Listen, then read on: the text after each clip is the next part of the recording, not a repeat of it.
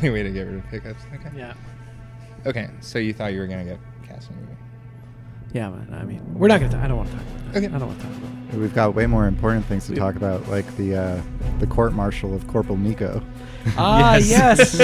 Standing before you. Oh, boy, yeah. For the first time in podcast history is Corporal Niko from the Fail Army. The first podcasted court-martialing. Yeah, I believe so. Oh, but there is court-martial cast. You forgot about that. I did know. forget about Everything's been done.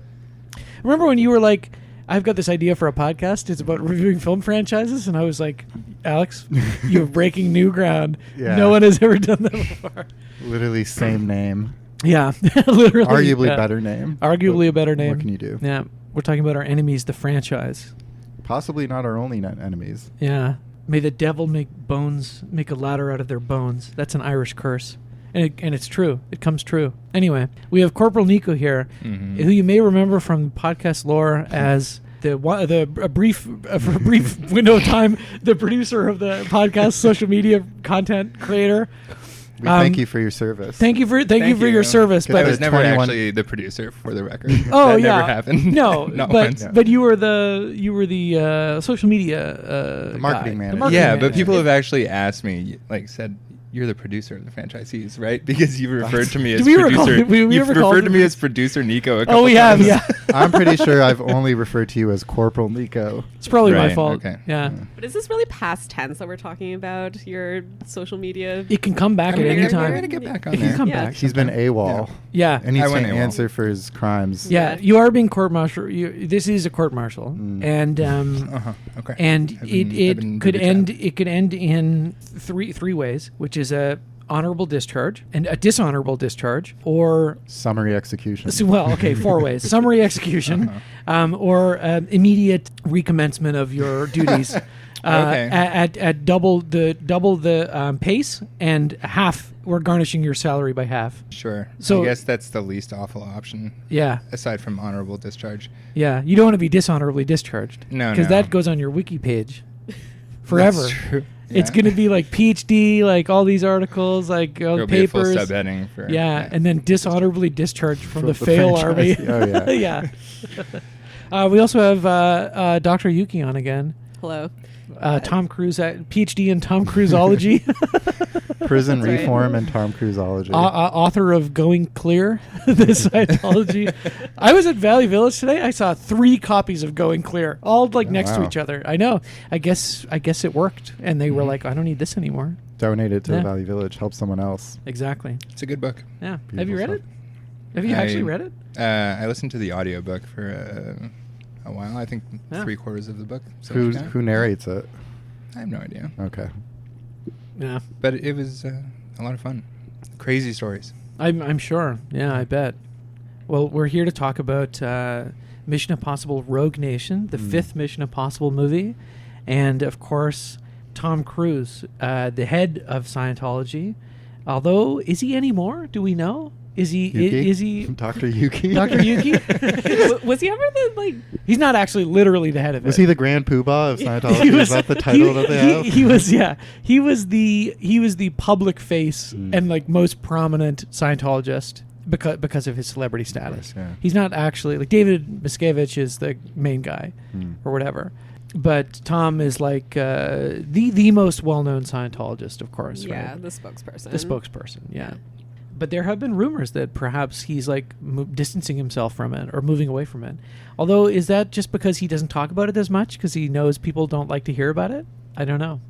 Possibly. And he's still very entrenched in it in his yeah. personal life. We'll never know until we get him on the pod. Yeah, well, eventually. I mean, I have a feeling like he's going to come back to Toronto and pop in at one of the screenings because he did it last time for Dead Reckoning. Yeah, that's what I was going to say earlier when we were talking about when we're going to see the new Mission Impossible movie. I don't think I can wait until you come back from New York because I want to see if Tom Cruise comes to the Scotiabank Theater like he did for Dead Reckoning. Well, what I've heard is that it comes out on Friday the 23rd of May.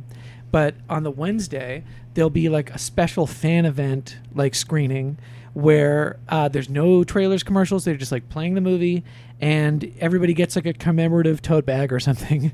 And if he's gonna be at one, he would probably be at that one. Yeah. So think about it. Think about it. I need to get my hands on that tote bag. Yeah.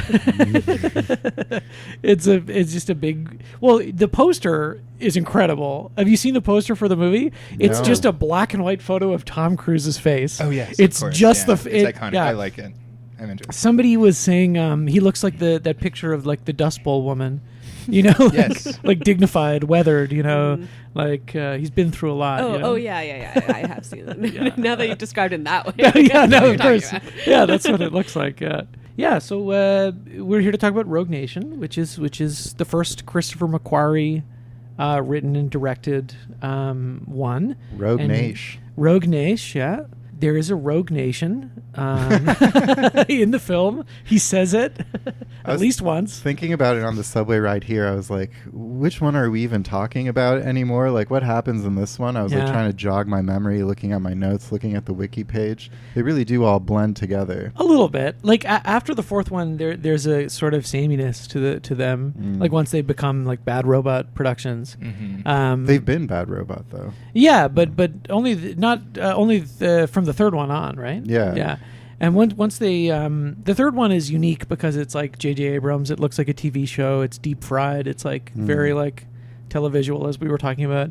And I haven't mentioned this to you, Alex, but that's a shorter episode, right? Yeah. So, and it's coming out tomorrow. At the end of the episode, I wanted to include a clip from this famous 60 Minutes Australia interview. I'm sure, Yuki, you're aware of this. I think the interviewer's guy's name is like Peter Overton or something, or whatever. He's some Australian 60 Minutes guy. And it's this famous interview where Tom Cruise has invited him to go to a Scientology session, like before the interview. And he's like a little weirded out by it. And he asked Tom like some Scientology questions that are a little judgmental, right? And he asked him some personal information about like the breakup with Nicole Kidman. And Tom Cruise has this famous moment, which is like a huge meme now, right? Where he says, Peter, you're stepping over the line.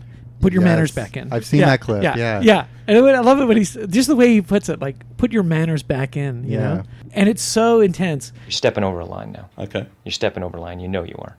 I'm just telling you right now, put your manners back in. Anyway. So knowing you included the full like 15-minute clip, I assume. Yes. At the end of the episode. yes. So I was going through and being like, I'll just include this. And I was like, you know what? What the fuck? Like, who cares? Yeah. Nobody listens to this fucking shit. I'm just going to put the entire 15-minute At least clip. it's at the end. It's at the very end. Thank so you can turn it off or you can listen to the whole thing. And I was thinking, is it entertaining like in the audio medium? Yes. It's actually really good. Because 60 Minutes, you know, they do very good productions. Even in the outback of Australia, they do a proper like production. You know, yeah. Oh, it's so terrible because the production is, you know, all their productions have like a title, and so the title is Cruise Control, and there's something like, you know, he's like, but this cruise control got a little icy or something. He's famous, Hollywood cool. You know, great. Yeah, it's great. It's so terrible. And honestly, I tend to agree with Tom Cruise in it. Like, he is stepping over the line. He does have to put his manners back in. Absolutely. Yeah. Anyway. They have good audio production out there because they don't use boom mics. They use boomerang mics. Yeah. Nice one. Woo! Bring, zip, zip, zip, zip, zip, zip. Anyway. I did appreciate the audio clip of him talking about the SPs that you played in, I think, the first or the second episode in the series. Do you know how badly I wanted to include the full like 20-minute video? Yeah, no, I get it because well, Yuki and I were just talking about the couch jumping incident and everything, and how it's like, I love Katie Holmes. Sorry. And how it's like, it's not actually that bad if you look at the couch jumping incident itself, but it's more like the general energy, the just like the high mania. Frequency vibration of mania that Tom Cruise exudes the whole time. It's so. I think the couch jumping itself is cool and good. Yeah. And that's charming, how I he's pronounce my love to Yuki all the time. Actually, you are currently jumping on Ben. So you really should. For the listener, I am standing on the couch. You have to sit down right now. Okay. Just please sit down. Okay. Yeah. Well, the actual jump itself is very impressive because he's standing facing the audience, and he jumps backwards up onto the couch, like flawlessly. Right? I know, it's beautiful. It's beautiful. It's actually, it's nice. Yeah. But it's everything around the couch jump that is the scandal, right? Including that audio clip of him just sort of chuckling in this menacing way about oh, have I met an SP? Have I met an SP? I've met an SP. And they're never going to fuck with me again. Now that I'm like, I have the power of Scientology. Like Oprah is, she was so good at that awful thing she did, which is daytime TV, where she's just like, are you in love with Katie Holmes? And he's like, yeah. He's just like, yeah. He's so intense. Like, I know. But you've never felt love like that before? Sure. Yeah, of course. Oh yeah. Everybody I meet, anybody who pays me the time of day, I'm like, oh, I love you so much. I'm gonna jump on this couch. Anytime. Yeah. That's good. The couch jump itself isn't that bad, but I guess like when it gets to when they bring Katie Holmes out onto the stage with her like arms behind her back, hop on pop, like doing a perp walk with Katie Holmes. It's very menacing. That's weird. Yeah. But I was also telling Niko earlier that there's an episode of the podcast You're Wrong about the couch jump. And I was narrating the episode as saying I remember the episode saying that Oprah actually like kind of goads Tom into doing the couch jump. Says like what would you do to like demonstrate your love for Katie? Would you like jump on the couch? And then that's like what kind of like what she prompts. did? Really? Well, then we watched the clip, and that's like not what happens in the clip. But I feel like this podcast said like at some point before they went on stage or something, like they had this our like, podcast or no a different no You're Wrong About. Yeah. Oh, sorry. And maybe like You're Wrong About. We'll have to do a subsequent episode to correct me being wrong about this. Well, yeah, we'll I mean, just I'm be sure in a they cycle. listen, yeah. But I swear there's like Oprah played a part in goading Tom into doing well, because he did it twice. He did it once, and then she like winkingly. Anyway, whatever. Do it again, Tom. Do it again, Tom. yeah. She put her hand on his leg. Yeah. Jump on the couch, Tom. Jump on the couch, Thomas. Yeah. Well, we're going to talk a lot about Tom Cruise. Yuki, you're going to share your favorite Tom Cruise movies and you're also the hottest Tom Cruise movies. Mm-hmm. And we'll see what the crossover is. But before we do, let's talk about some other movies we've been watching of late. Alex, do you want to start? Yeah, I don't think I have too many, to be honest. Scrambling to get my Letterboxd up. No, I only have one. It's Sinners, and it's a big one. Yeah. Okay, well, Yuki and Niko saw that too, right? Oh, you did? Just me. Oh, just Yuki. Okay. Yuki. Yeah, and that's the only movie I have to talk about as well. So. Okay, amazing. Yeah. And I know you've seen it as well, Ben. Yep. What'd you all think? I have sinned. Did I talk about it last time? No. I think I did. Oh, on did Ghost you? Protocol? Okay, maybe you did. I went to Vaughn to see it in 70 millimeter. You sounds familiar, right? Yeah. And I don't think you have to see it in IMAX necessarily. I did not. I think it'd probably be just as good, if not better, and without the aspect ratio changes, because I don't think it really added much to the movie. Mm-hmm. But I liked it. I thought it was really fun. Yeah, I thought it was smart too. And it's hard to make like a smart blockbuster in general, but specifically, I feel like a lot of vampire movies like. It's pretty hard to make a kind of interesting take on vampires these days because it's all been done so far. But I like that it's like they're Irish assimilationists who do the jig. I was telling my mom like the vampires do an Irish jig and it's like very scary, and she's like, "That sounds stupid." I'm like, "No, you know what? You got to see it." And it's the guy from July Talk. Which was funny for me because I used to hate on July Talk. They were so fun to hate on because he sings in this stupid voice, you know. But he doesn't use his stupid voice. He's not. He's like the guy who he's the KKK member. Yes, they recruit. yes. Interesting. Right. Yeah, and his wife in the movie is Lola Kirk. Yeah, that was great. Throwback. Yeah, I was. But when Ben and I lived together, I was a huge fan of the show, the Amazon show she was on, Mozart in the Jungle, about the New York City Philharmonic and how they're all like shooting heroin all the time. Yes, yeah. Do you think that's true? I don't think so. I think the TV show is based on like a memoir of like a musician from memoir means true. Yeah. And of course, Mistress America as well. Yes, Mistress America. Greta Gerwig, classic. One of the, I would say one of her bottom tier. Oh, I think it's really good. Gerwig, oh, it's good. It's good. Vehicles, but yeah. Well, it's funny that you would come up the July Talk guy because I, about 11 or 10 years ago, was in this very building in the pub that used to be downstairs. Oh. Connected to your apartment building. Yeah. And they would do karaoke. And he was there with the July Talk girl doing karaoke quite badly. Were they singing July Talk songs? No. They were singing separate stuff. The girl did Oh So Quiet by Bjork. Oh. Quite well. Oh, yeah. That's I saw at, I think it was at Catherine's birthday party, like, someone did a really good Oh So Quiet. Yeah. Yeah, it's a great song to do karaoke. Yeah. But he boom. Yeah. You get to go. You get to do silly noises. You get to do drama kid stuff. Exactly. Yeah. But his performances were weak, I gotta say. Right. I don't think he can sing, and that's why he sings like this. I have nothing against July Talk girl. She's actually like childhood friends with friend of the pod, past and future guest Paul or something. Wow. So no ill will towards her. Can't stand that dude. Yeah. He's so lame. I have no idea who he is or what his name is, but that's but anyway, he was a good villain. No. The main Irish guy was cool. Yes, Jack O'Connell. Yes, Jack O'Connell. And I agree with you. I had a lot of fun with it. I thought it was very good. But I still found some of the vampire stuff, like, I don't know, not really inspired or tense for me personally. You know, like I didn't have a drag watching it. It flew by. But I really loved the build-up. And then really loved that denouement you were mentioning about as well. Really enjoyed Buddy it. Guy. Buddy Guy. How cool was that? Super cool. And their like Gen Z outfits were very cool too. They're 90s. I don't want to get into spoilers or anything. He looks like Bart Simpson, like in all those like off-brand. Yeah.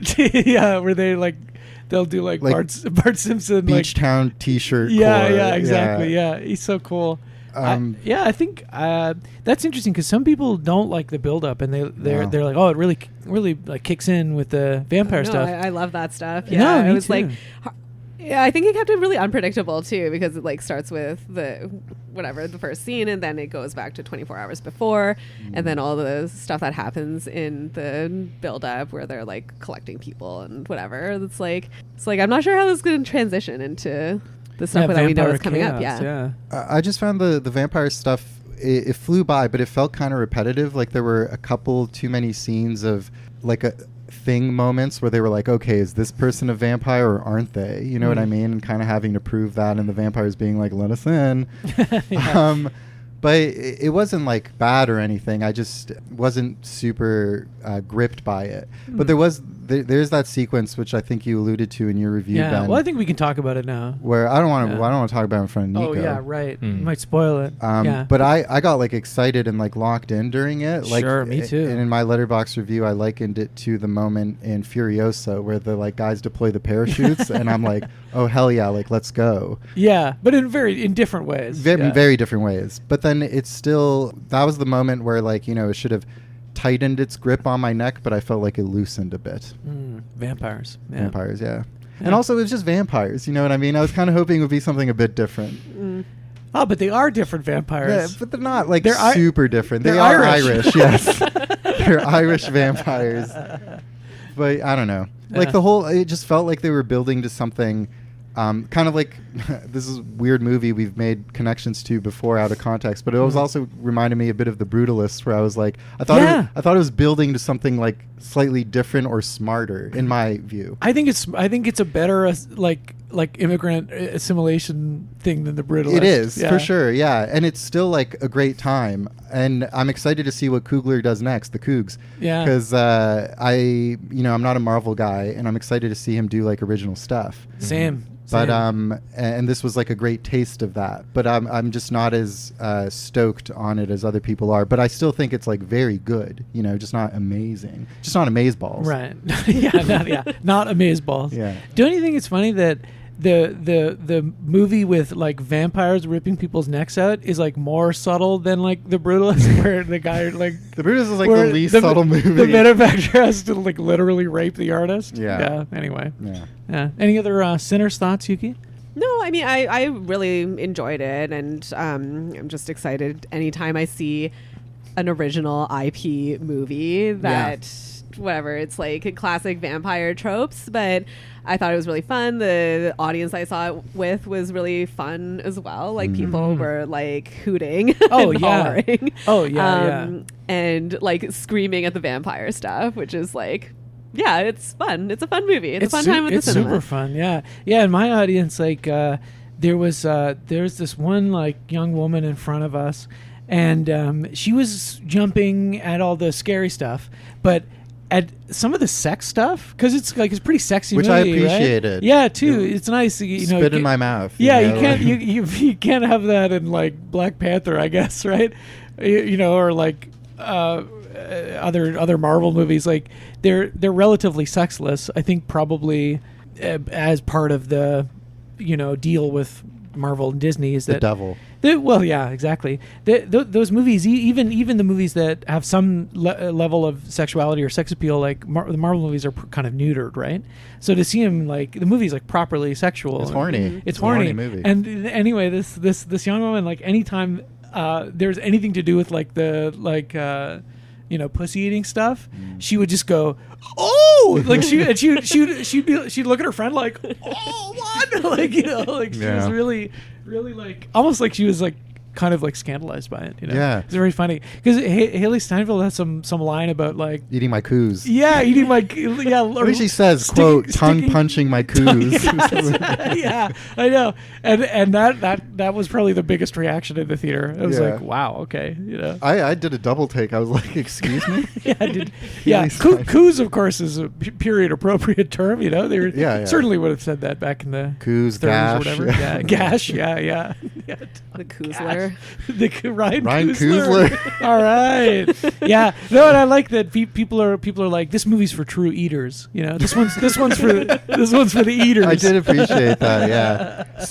There were similar reactions when I saw Baby Girl. Which is still like, I know it's supposed to be a bit more boundary pushing, but it's relatively tame. Yeah. But there were people in the audience being like, oh my god, they're fingering. Yeah. She's fingering from the back, fingering from behind. Yeah. You can do that. You can do that. I thought we were joking about that it's like she's like discovering her kinks like at an older age, than maybe the average person, right? And it's like her kink is like getting fingered from behind in the prone position. The prone bone. Oh yeah. Oh my god. Okay, so editing episode 3, hasn't come out yet. It hasn't come out yet, but I was. All the prone bone stuff is really funny. I don't know. It's just so stupid. Just Devin's reaction, like, what? Anyway, you'll listen to that later. You'll listen to that. You'll enjoy it. You guys like the show, you'll listen to it. You'll listen to it. Yeah. Put it on the gram.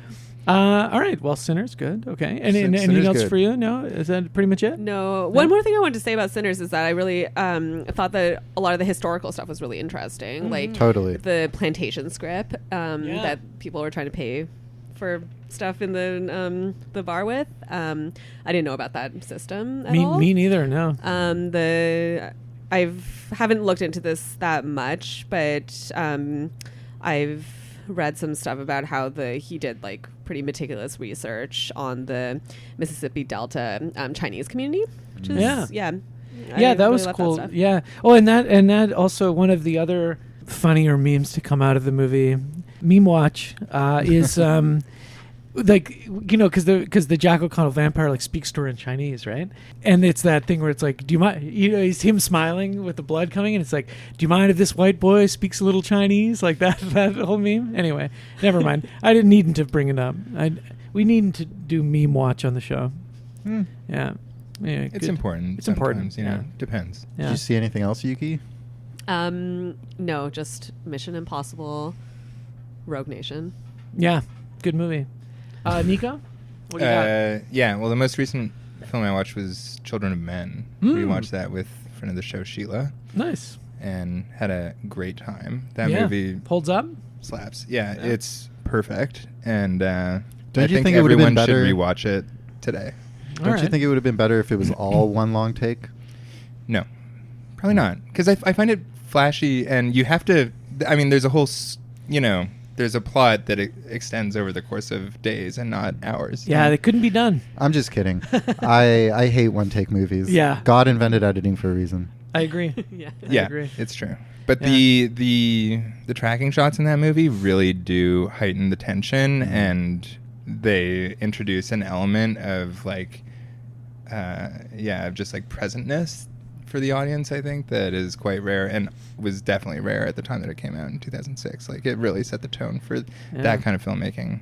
For sure. I remember it blowing my mind, but I haven't seen it in a really long time. Yeah, no, it's great. So much of it actually today feels extremely prescient. Yeah. The politics, unfortunately. I know. You know, the politics obviously around like authoritarianism and the sort of like totalitarian arm of the state just like being poised to scoop you up at any moment in time. Yeah. But also just like other little details of it. There'd been a pandemic, you know, right? And stuff like that. Yeah. Well, I remember a lot of the more politically loaded imagery in that movie was like war on terror stuff. Like when they're going through all like the prisons, all the like people in hoods and like kind of Abu Ghraib sort of stuff. Yeah. The migrant related politics in the film are super interesting, and like especially obviously right now with the kind of like deportations happening in the United States down to this fucked up concentration camp in El Salvador, like extremely prescient. Yeah. On so many levels, I think that movie is flawless and very smart, very captivating. Clive Owen, absolutely great.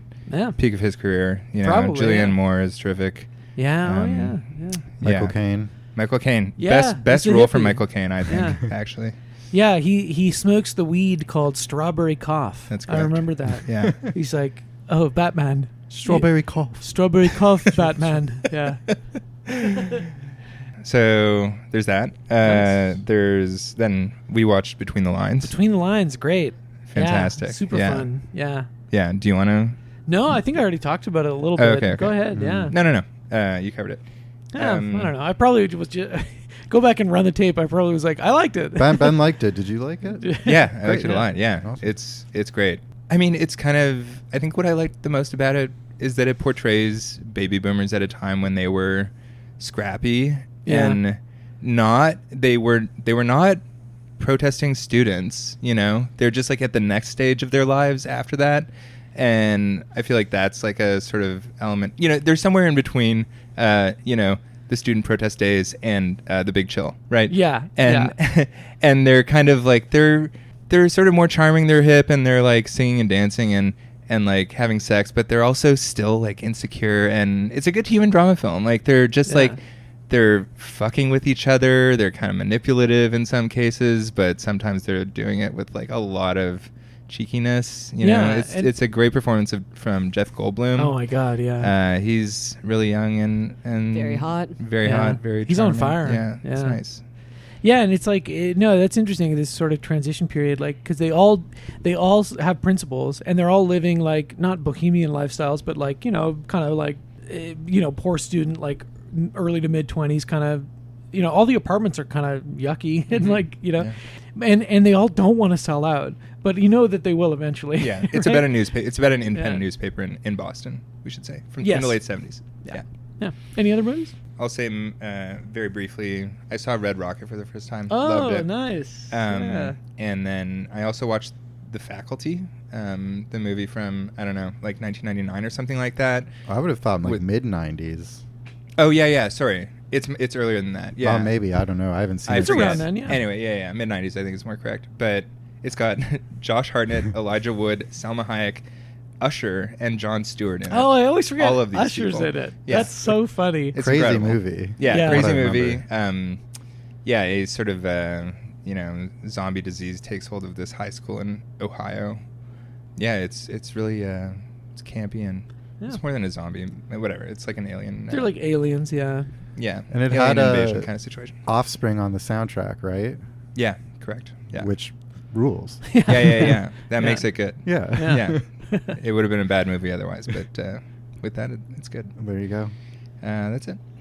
All right, well, strap in because I got some movies for you. Going off of the Rest in Peace Val Kilmer train, I watched The Saint, which is a movie that I don't think anyone likes. That he is in. I think it's based on a TV show or possibly an old movie serial or something. But he's like a master kind of spy guy.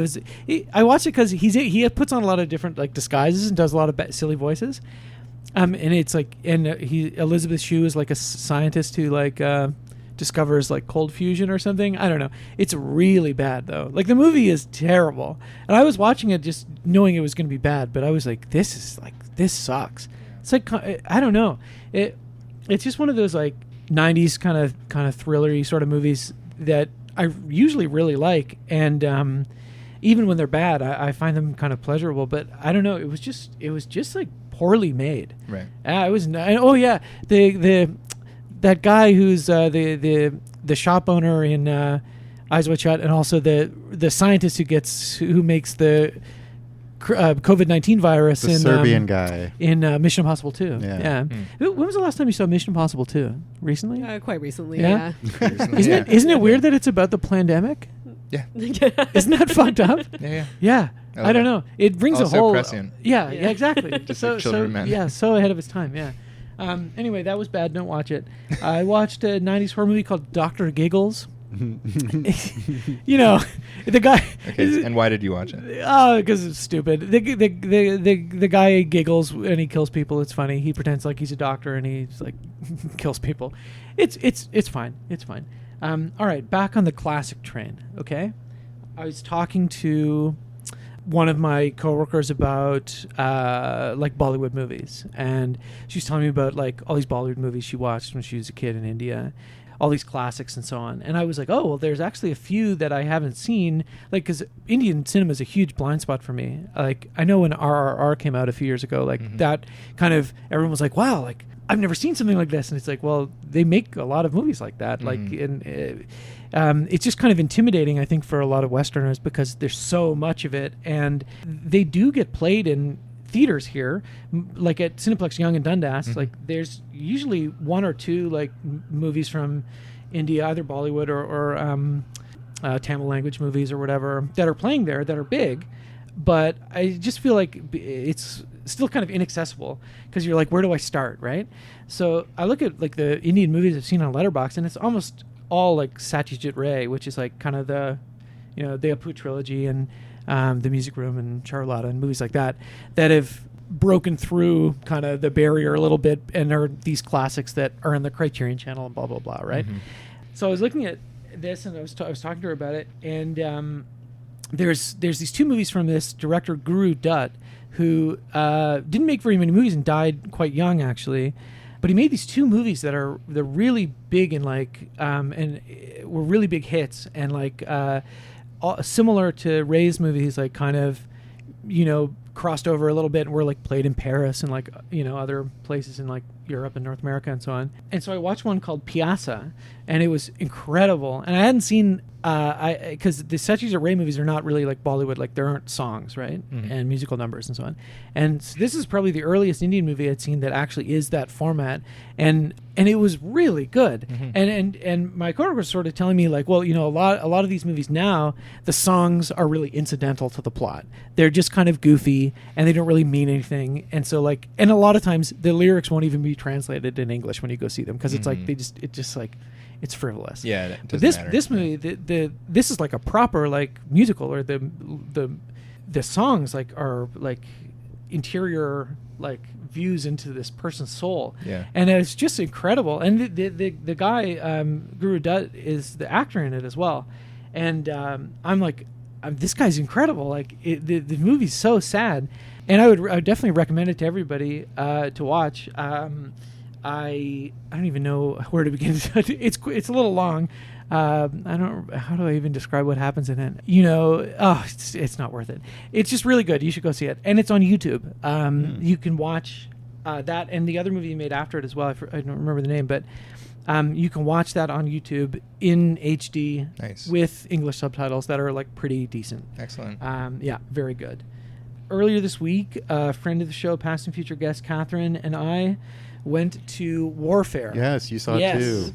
Because we had seen Civil War together and didn't like it. And so we thought, why don't we go give him another chance and go see Warfare? Mm-hmm. And we didn't like it. I just thought, like, you should really see it. I'm curious. It's Alex Garland, and he's making a movie with Ray Mendoza, who's this, like, I guess, veteran and also tactical supervisor, like, I don't know, what do you call it, consultant for, like, war movies, like, especially, like, Iraq War and, like, and on Desert Civil Storm War, and stuff. right? And on Civil War as well. And so it's, like, very competently made. Totally. Right? Yeah, and it's very exciting in its own way, I guess. But I just felt like, and it's almost, they go so far to, like keep it objective and, like, not really have a perspective on something similar to Civil War in a way. Like, I don't know. More so than Civil War. More so than Civil War. Yeah. And then ended up being kind of boring for me, you know? Same. Like, yeah. Snorfair. Yeah. I was just sitting there. I was just like, I don't give a fucking shit. Mm-hmm. They're just screaming about Casavax the whole time, you know? And like, they have to get the boys. They have to get their boys back home. They're good boys. Yeah. These guys are good guys. There's a lot of good boys. Charles Melton, get that motherfucker in the fridge. Yeah. We love Charles Melton. I love Will Poulter. Will Poulter. Yeah. Will Poultry. But they're just around this house screaming for a Casavac for so long, and it all feels very realistic, which is cool and an accomplishment. Yeah. Real time, I guess. Yeah. I don't know. I just like, and then there's this this ending where they show the kind of the making of the movie and all the real guys and everything, and it just felt very like yeah, okay, support the troops. Okay, a lot of people can even people who are anti-war on the left, whatever, to some extent we can all agree. Support the troops, maybe not in their actions, which I think is what this movie does a little bit, but like support them in the sense that they fell for the great American trick. Right. They gave their bodies to fruitless, awful imperialist endeavor, and what did they get in return? Like, they got their legs blown off, you know. So sure, support the troops in that way. But this movie feels very much like a recruiting ad to me. Totally. Even though it's like absolute hell. Yeah. There's no interesting. There's no good thing they do. They just like shoot a bunch of faceless brown people and like get their legs blown off. Like, it's not like a vehemently like pro-war movie, but it's very insidiously like a, you know, the fucking boys, man. Like, bring the boys home. Well, they still do a bit, like, they dabble in those cliches, just showing, like, you know, they're just a bunch of dude bros. You know what I mean? Like, they're just the fellas. Yeah, it's the fellas. Yeah. And then that sequence at the end, like, when it happened, it goes on for quite a while, and I was like, I can't believe what I'm seeing, because it's like that thing in like musical biopics where they show you the actor and then side by side by like the person they're playing, and it's like, can you believe how like similar to Elton John this guy was, or something like that? And it's like, what is going on? What are here? they doing in the film? Like, what do you mean? They're just showing like all the real people that it's all all based on a real thing. Right. Yeah. It's like at the end of The Fighter where they're like, wasn't Christian Bale exactly like this boxer's actual? But it's funny too that most of the guys have their faces blurred out. Yeah. They didn't, so it's like he doesn't. I don't know if he looks like him. You know what I mean? Yeah, like, it defeats the whole purpose of doing this. It's really just weird. proving to you that it's real. And it goes on for a long time. The movie opens with a quote that's like, this film is, and it's not, it doesn't say it's based on the memories of the people involved. It says this film is only made out of the memories. And I was like, well, that's not true. It's a camera, it's locations, it's actors, it's like there's a catering truck. I'd love to see the world's first memory film. This movie was made exclusively extracted from your memories. Yeah. I will say, speaking of memories, the one thing I appreciate about what's it called again? Warfare? Snorfair. Is that it reminded me what a massive banger Call on Me by Eric Prides was. Yes. And that music video. That's a great song. Holy moly. I know. Yeah. Anyway, see it because I think it's an interesting movie of the moment. Sure. I think it's interesting to see a war movie like this. It's okay. So the best thing I could say about it is that I had a roommate at Queens who I watched a lot of war movies with, and he really liked war movies. And the way that because he was kind of like into the military, and he wasn't ever in the military, but he was like so into that sort of stuff, and the judgment of the movie was not so much is it a good movie or a bad movie, like cinematically or whatever. It was like is this like the most accurate to like warfare? You know what I mean? So this is the movie for that guy. Pretty accurate. This is the movie for him, where it's like that is probably one of the most accurate depictions of like a military operation. Yeah. And if that's interesting to you, then I think you'll like it. But it's not interesting to me. Me neither. Yeah. I mean, people like it's just the way that you're describing it. It brings to mind Hurt Locker and Zero Dark 30. Yeah, in a lot of ways, right? It has that feel to it. And when those movies came out, they were kind of embraced by some people on the left, some people who were critical of American imperialism and stuff like that, because it seemed to show how bad and disgusting the war is, right? And even when I watched Zero Dark 30, I was like, okay, well, maybe they're like inaccurately portraying the use of torture and extracting information from people, right. But they are depicting these like the CIA actively waterboarding these poor guys in like really grotesque ways. Like I thought that was like quite critical, but then Catherine Bigelow, like I saw her on Letterman or something like that, talking like just like bloviating about how great the U.S. Special Forces are, and I was like, okay, whoa, like it's made in cooperation with. Yeah, exactly. So, like it really is. It's like a different, like it's a different style of U.S. propaganda. It doesn't portray the CIA in the same way that in the same sort of slick way that a lot of other movies do. It portrays it as kind of a janky and unromantic job, but ultimately it is like serving those propagandistic purposes just with a different machine. Yeah, exactly. And there's something to be said too a little bit about sorry, I'll wrap I'll move on soon, but like in Zero Dark 30, the ending raid where they go and kill bin Laden, it reminds me a little bit of Captain Phillips, which I was thinking about because I saw the Blu-ray at Valley Village the other day, and I was like, do I own this? Yes, I already own it. Don't worry. I've talked to you about how much I like Captain Phillips.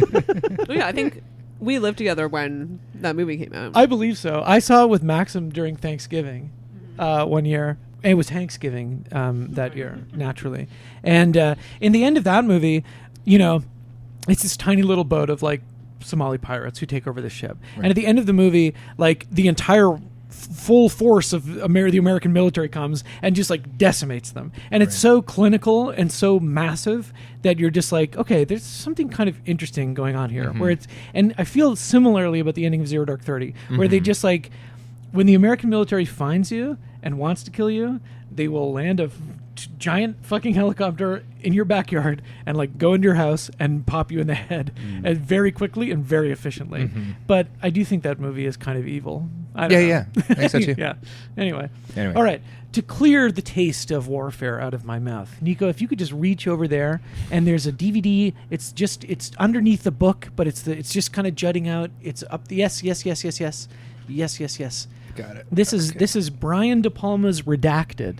Now, this is a war movie set at the time that warfare is set, but it came out like in 2007, and this people hated this movie, especially North American critics. But it also was the Cahiers de Cinema #1 movie of the year. The French always right, always about movies. Sorry, to be clear, about movies, not about like perversion or whatever. And we're gonna number one theme on this podcast. Well, I'm coming back. Perversity. I'm coming back to that in a second because I did watch a French movie. This is incredible. There's a lot of things about it that I think people will not like. It's extremely nasty. It's talk about evil movie, like evil vibes, but it's so much more thoughtful than something like Warfare. They're completely different. This is a very like politically didactic movie that like De Palma's like an intellectual. He has something to say. He always has a perspective. So they are setting out to accomplish completely different things. But this is like made in this kind of faux documentary style, and it is sort of an update of his Vietnam War movie, Casualties of War, where these like soldiers commit this like awful rape and murder, but it is based on a real incident that happened, and the real incident is even worse than what happens in this movie. I think this is pretty rough around the edges. Like, some of the acting is bad. You know, some of the like mockumentary stuff is a little corny. Yeah, I mean, I have to interject, and for the listener, truth is the first casualty of war. I have to observe for the listener who cannot see that this DVD that Ben is waving around is loudly trumpeting the 3.5 star rating. From Roger Ebert. Oh, but you have to remember, Roger Ebert rates out of 4 stars. So this is like a 4.5. Yeah. To be clear, that's very unfortunate. Roger Ebert was the one like one of the only American critics who really liked it, and I think this is like well worth watching. But you should also watch Casualties of War first, because that movie is really good. The difference is that Casualties of War is like a big budget like Vietnam War movie with Michael J. Fox, who I know you like, and Sean Penn, who none of us like. Correct. That's true. But so that movie has like, you know, there's some beauty to it. The camera is beautiful. It's like movie star performances. There's some trimmings, trappings, and whatever aesthetic pleasantries that this movie has none of, because it's just nasty guys being dudes, fucking being disgusting in Iraq, and it's like horrendous. So much better than something like Warfare. But maybe it's apples and oranges. I don't know. Yeah. Well, did you find that Michael Gandolfini in Warfare looked a lot like Shane Gillis? Yeah, that's true. He does. Yeah, Mike. There's a lot of good boys in Warfare. Michael Gandolfini is a good boy. They should have had Cooper Hoffman in there too. Oh, they should have had all the boys. Rounded it out. Anyway, and then finally, I watched a Jean-Luc Godard movie, Masculin Féminin, which I think roughly translates to masculine feminine, and it's famous for one of the. This is like right in between when he was making like maybe more narrative-driven, palatable movies and like very intense, like leftist, like Maoist, like documentary work. So it's very political, and there's an intertitle card that comes up that sort of sums up the movie, and it's like, this film could be called The Kids of Marx and Coca-Cola. Like, that's a famous kind of quote from the movie. Interesting.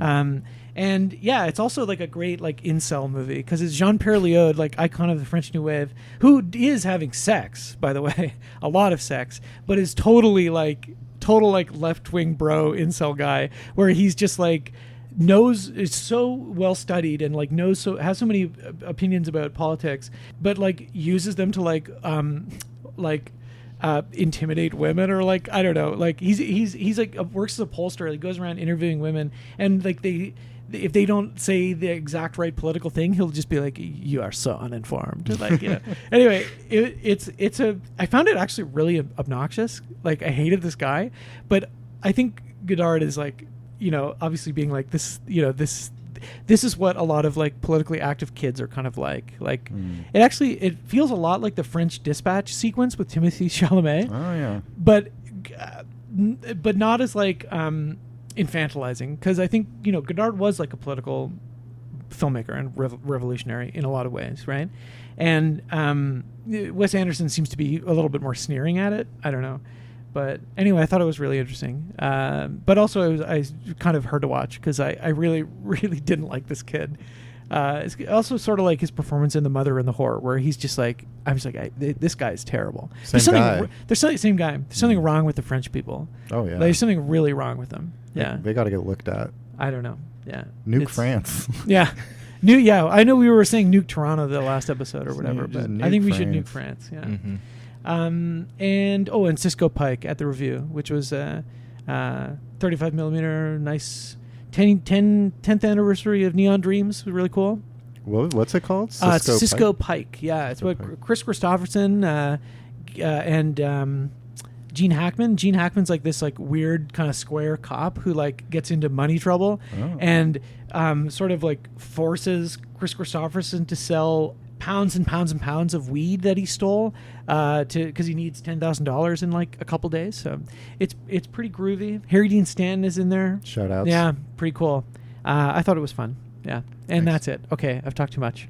That's enough. That's enough. I'm sorry. It happens every episode. I looked at my list and I was like, I haven't even seen that much. Well, but before we get into Mission Impossible, we got to do an in honorarium for famed film actor Pope Francis. Yes. R.I.P. Pope Francis. Yep. Some of his best roles include You're a good man, Charlie Brown. Yeah. Pope Francis probably was in a lot of documentaries, mostly. True. Yeah. True. But he was always here. I think he watched a lot of movies. Yeah, I think I know what we should do to celebrate Pope Francis. Okay, so Niko, if you would, Yuki, if you want to, Alex, I think in honor of the late Pope Francis, we're gonna take his favorite food, chicken nugget, and dip it in his favorite sauce, the Minecraft promotional dipping sauce at McDonald's, the Nether sauce. He famously loved Minecraft. Well, that's one thing that he said, is that he was not doing well, but he had to hold out until McDonald's released the Nether sauce. That's true. So in honor of Pope Francis, let's have a dip. Mm-hmm. Okay. This is now we're turning our show into Hot Wings. Or Hot Ones, remember? the bald guy? Now we're turning our show into Hot Wings. Oh, now we're turning our show into Hot Wings. All right, everybody, for Pope Francis, rest in peace. Mm-hmm. Oh, that's pretty hot. It's nice. I like it. You like it? I do. Yeah. To me, it kind of tastes like a bad sriracha. Yeah. That's kind of how the woman at McDonald's described it to really? us. Yeah. Oh. You asked what it was like? I asked for a hot sauce, and she was like, yeah, there's this Nether sauce. It's new. It's kind of like sriracha. She didn't say it was bad, but... Huh. Yeah. Well, anyway. To Pope Francis. To Pope Francis. Now we're living in real life conclave, which is kind of cool. That's true. I know. The marketing of that movie is crazy. It continues. They killed Pope Francis. They kill. We know Vance. We know who killed Pope Francis. Yeah, that was crazy. That was. That guy, no sympathy for him. I hope he dies. J.D. Vance? Oh yeah, hate him. But you know what? I felt kind of bad for him. I felt a little bad for him when because everyone was like, "You killed the Pope. You killed the Pope," and he just he sucks so much, right? He's so awful. He's so heinous, but he's just got this little kind of cherubic face. He's a little plump. Especially all the photos you see, the meme photos of him where they really plump accentuate. Him out. I don't know, and I just was like, this guy can't catch a break. First he gets memed on, then he kills the Pope. Oh yeah. First his mom tries to sell him for drugs, in Hillbilly Elegy, right? And he fucks the couch, and I don't know. It's just he can't catch a break. I saw a meme that was like J.D. Vance's "fuck, kill, marry," and it was like fuck the couch, marry his wife, and then kill the Pope. Yes, Jordana sent that to us, right? Yeah. Good stuff. Yeah. I mean, he did. He killed the Pope. He killed the Pope. It's crazy. It's really crazy. He actually did do that. It sounds like an IMF mission or something like that. Way to tie it back in. Thank you. Yeah. Well, okay. Last week we initiated Ghost Protocol, but this week we're forming a rogue nation. We're going up against a rogue nation. Yeah, we're going up against a rogue nation. Our rogue nation is called Bentopia. Yeah. Oh my God. Can you imagine? I wish. What a world that would be, right? Yeah. Okay. Mandatory movie viewings, right? You have to watch minimum one movie a day. Mandatory masturbation quotas. Right. What else? Can you do them at the same time? Yeah, of course. No, yeah, of course.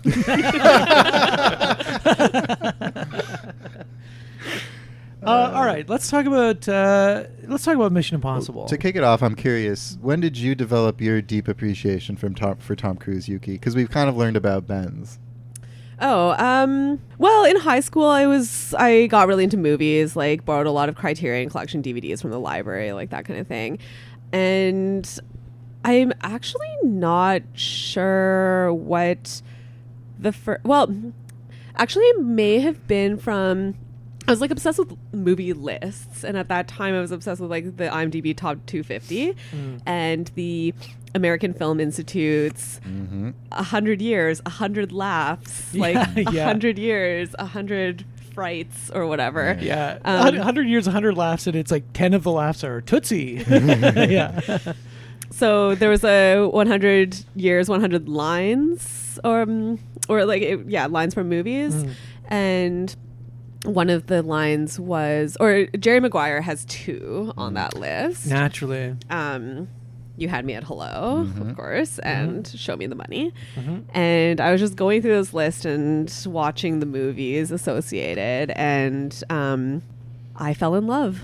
That was it. And then I think the first theatrical release of Tom Cruise's that I was interested in was Mission Impossible 3. which is why I have like when you said on a previous episode that MI3 is the worst movie in this series. I was like, what? Even though it might be, but it holds a very special place in my heart. As a horny teenage girl, I was like very into Tom at the time, and I guess that was also when all like the Scientology Katie Holmes stuff was happening, so he was very like in the tabloids. He was very present in like the public imagination. I bought the Vanity Fair issue where Surrey Cruise's photos were exclusively published, and I really poured over those photos. I was a scholar. This could have been my baby. I could have had this baby with Tom. Yeah. Well, I do remember when we were living together, we watched Mission Impossible 2 at least once, but probably twice. And that it was very fun because, I mean, I still think that's kind of what maybe the most fun, just purely. Also because it doesn't like relate to anything else. It's just like Tom Cruise on a Sydney, Australia vacation gets up to all sorts of stuff. It's the most fun one I've seen so far. He narrowly avoids the pandemic, like kills the pandemic, which is important. But yeah, I remember you really liked that one as well. Yeah. And then I think we watched a lot of other Tom Cruise movies too. Well, me, you, and Matt watched Vanilla Sky together.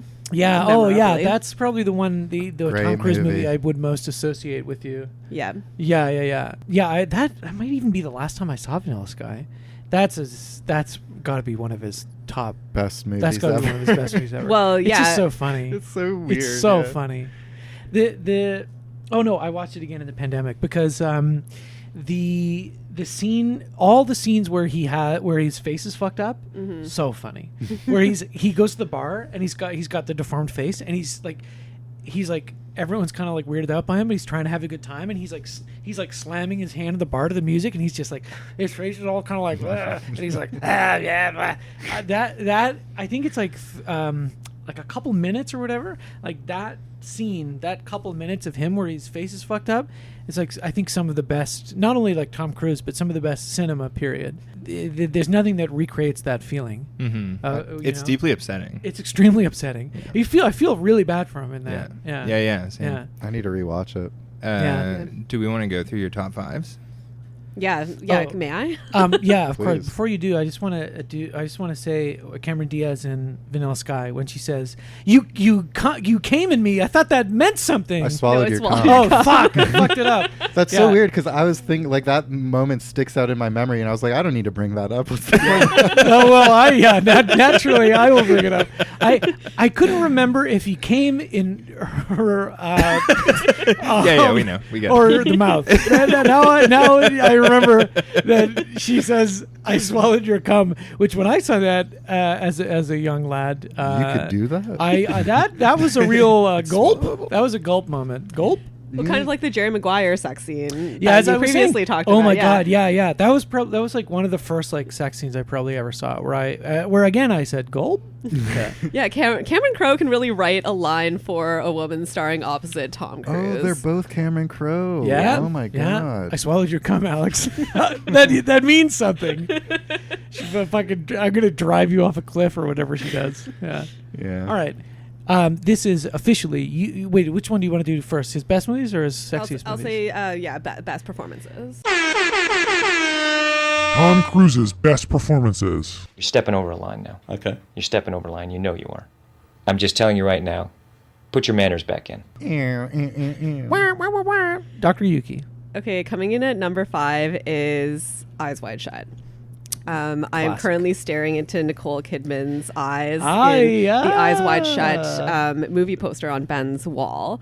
But I think the whole legend around the movie, Kubrick's last film, the last gasp of the Cruise-Kidman marriage, the harrowing 16-month shoot in London, which was masquerading as New York in the movie. I think it all works. And Ben and I We saw that Eyes Wide Shut. Yeah. On a film print introduced by Alan Cumming? No, I was at that one. He introduced it too? Yeah, Tiff. Oh, wow. That's awesome. This was Christiane Kubrick, his widow, and Jan Harlan, her brother, who was his brother-in-law and film producer. Oh. Yeah. It was really cool. Yeah. The print looked like shit, though. Like, it was really beaten up. That. Yeah. Yeah. Yeah, okay. So there's Eyes Wide Shut. Number 4... this is cheating a bit, but all of the Mission Impossible movies. Okay, great. Okay. I think that's fair because that's they fair. would otherwise the franchise would just dominate this top 5. Yeah, that's fair. That's fair. Yeah, enough said about that. 3, Jerry Maguire. Jeremy Maguire. I think. I mean, it's a good showcase of his non-action acting abilities. He's super intense. He's very intense. Yeah. It harnesses his intensity in a way that's not physical, but works really well, I think. Definitely. And then I think that the other performances in the movie are really great as well, like Renee Zellweger as the ingenue, which she was IRL at the time too. Yeah. I think that movie really works. The late great Cuba Gooding Jr. Mm-hmm. Yeah. He didn't die. He just got canceled. Yeah. Jonathan Lipnicki, the late great Jonathan Lipnicki. He's the child. Yeah. I know who Jonathan Lipnicki is.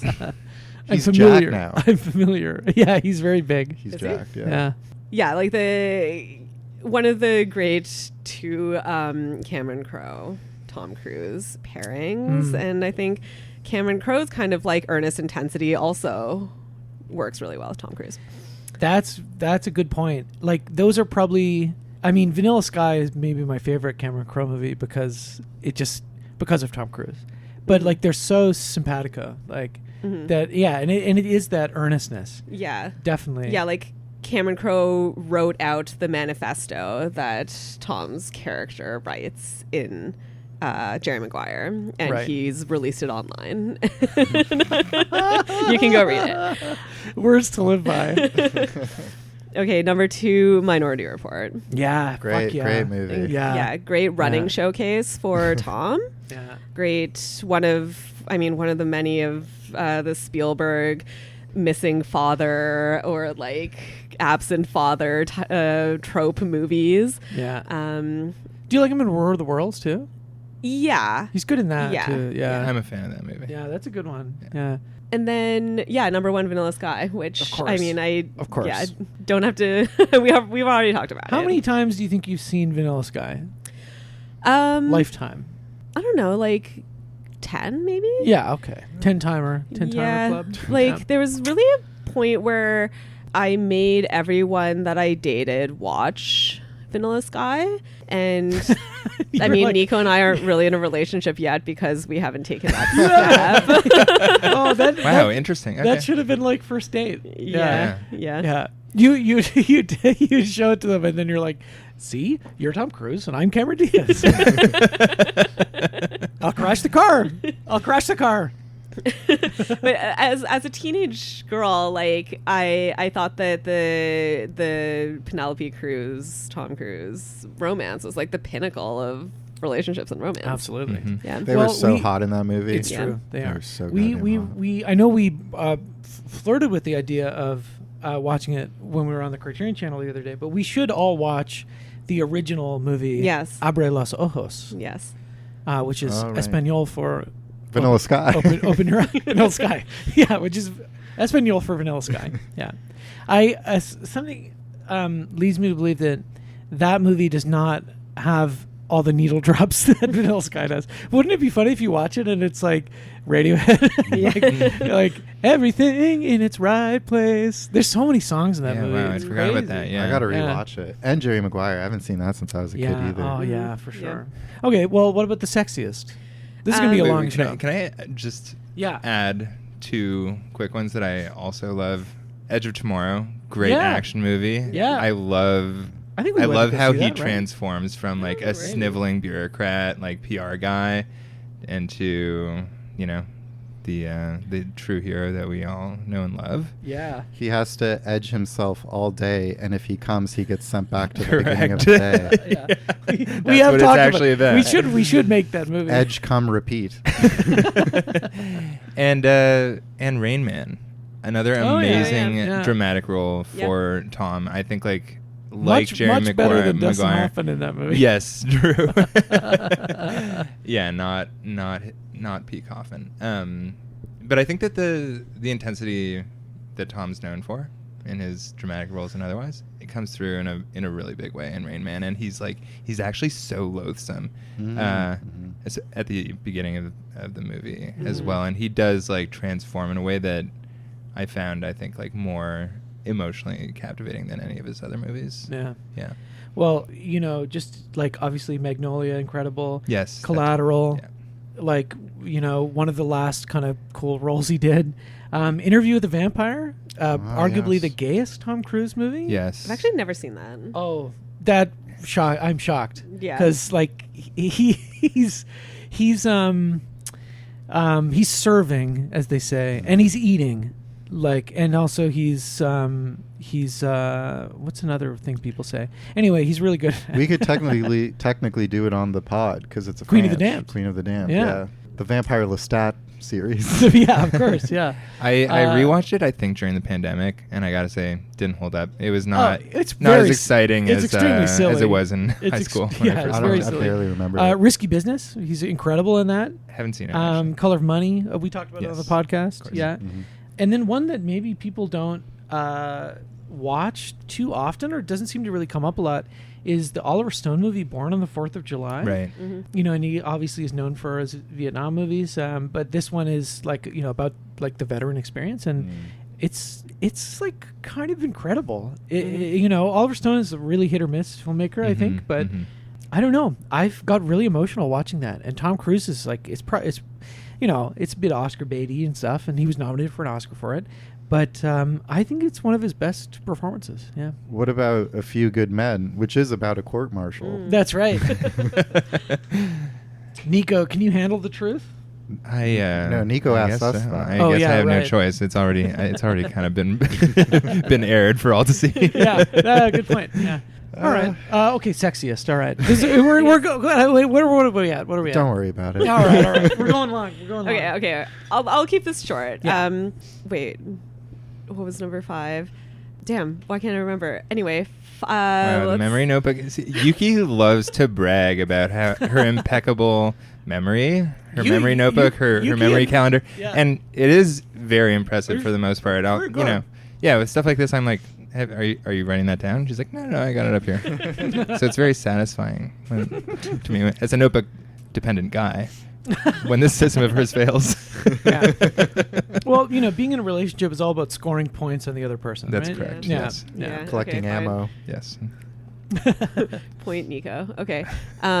Anyway, I'll start with I guess now this is a 4-part list because I can't remember the 5th one. Number 4, Far and Away. I've really been meaning to see that. It's the second out of 3 Cruise Kidman collaborations. They are Irish immigrants to America. Vampires. They participated in the Oklahoma land rush. It's not a good movie. It's quite silly, but I think it's he's hot. Yeah, he's hot. What else can I say? His accent though is pretty spotty, right? I don't think he's trying very hard. Shannon Christie. You never gave up. You know what you wanted back in Ireland. And look at you. Here you are.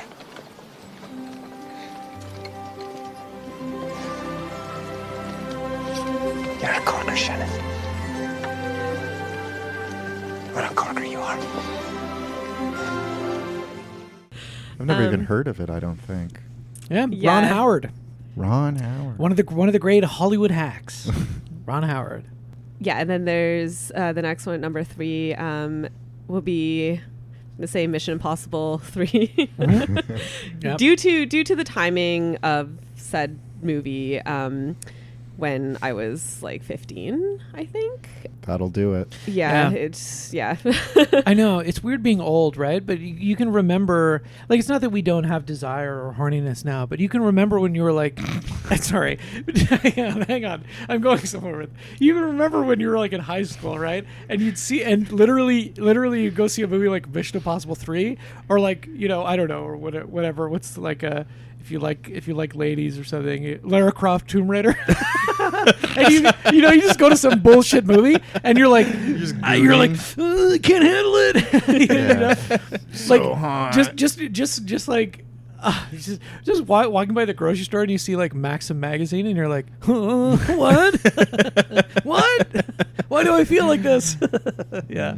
I'll admit that Rebecca Ferguson's legs kind of do that for me in Rogue Nation, in particular the opera scene. Yeah. Enough said. Yeah. I could spend this whole episode gooning about Rebecca Ferguson. Holy shit. Yeah, we haven't even got to the movie. I mean, we're going to be, this is going to be when she's underwater grappling him. Oh my God. I know. Battling Okay, him. yeah. It's good. Okay. It's good. Okay, anyway, let's back at this. But that was a real, I We're wish getting too I wish excited. that were me sort of moment. Go ahead. Yeah. Okay. We'll finish this up fast. I remember the last movie now. Sorry, I will insert it now. It's Top Gun. Top Gun. Of Very course. hot movie. Beach volleyball scene, obviously. That's that. And then Mission Impossible 2, long hair. Yes. Great look. The rock climbing scene at the beginning of the movie, as you talked about in the MI2 episode, it's like his last sexual Mission Impossible movie. Yeah. He fucks. Yeah. And then one, again, Vanilla Sky. Right. Right. I'm sorry. Right. And maybe it's because he's like very ugly in some parts, and then the hot parts are like even hotter. Yuki, because he's deformed. Okay, it's not that he's ugly. He's been deformed. yeah, whatever. Anyway, Good he looks list. really good. Yeah, He's a good-looking definitely. man. Yeah. All right. Well, let's talk about this movie. Sure. Rogue Nation. So they initiated Ghost Protocol, and now the IMF is fine again. However, we have star of the Baldwins reality TV show, Alec Baldwin, murderer, Alec Baldwin. Yes. In the new kind of secretary role, although he only is the secretary at the very end. He works for the CIA, and he's like, the IMF is completely irresponsible. We have to dissolve them. I had a laugh when they were like, this was the Kremlin before the IMF, and they showed a photo of the Kremlin. It's like, this is the Kremlin after the IMF. I know. It's like, it's really good, especially considering what I think the real IMF did actually to Russia. Oh yeah, let's get into it. Ever thought about that? Yeah, No, it's possible. not once in my life. What did they do? I'm not sure actually. But the IMF, the real IMF, is known for destroying countries and in very real ways. The International Monetary Fund. The International Monetary Fund. Oh, I thought we were still talking about Impossible No, Mission. the real Impossible. IMF. Yeah. It is funny that it is IMF because I like was not particularly clued in politically in like high school. When I got into first year to like development studies at Queens, and they told us about the IMF and the World Bank and everything. Yeah, right, right. I know. They were like, you were like the International Monetary Fund. I was like, you mean the Impossible Mission Fund? Yeah, like, and then you realize that these are actually very political movies. I was like, oh fuck, okay, you know. I learned about structural adjustment plans, right? Yeah, You know, it's extremely fucked up. Yeah. Well, I was neocolonialism, you know. I was just noting in this movie that the World Bank exists in the universe of Mission Impossible, but the IMF. Therefore, Mark Carney exists. I guess so. Yeah. Do you have dealings with the World Bank? I don't know. He's just a bank. He's just the Bank of England and Bank of Canada. And I assume he must have. I'm actually not sure. I don't know. Yeah. I have no idea. I'm kind of Carney pilled these days. You know. I'm not going to vote for him, but I just I like all the people sharing the memes. You know, I had someone from the Communist Party knock on the door the other day, and then someone from the NDP, and I unfortunately volunteered too much information. Like I was too honest with them, so that led them to have a conversation with me. You know what I mean? Like you're supposed to just be like, I'm going to vote for you, and then you shut the door and they leave, right? But instead I was like, with the Communist Party. I was like, oh yeah, I voted for you guys a couple times. Like, hey, should I become a member? And blah blah blah blah blah. And then when the NDP came over, I was like, I don't know.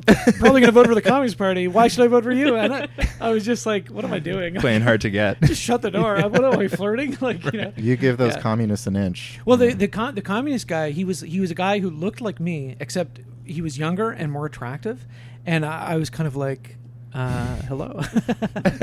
Should I join the Communist Party? Anyway, whatever. Okay, back to Rouge Nation. Yeah. So the CIA kind of absorbs the IMF because they did such a bad job. Well, they didn't do a bad job, but they cause wanton destruction everywhere they go. Yes. But Tom Cruise, as he's wont to do, goes rogue. So they're trying to track him down.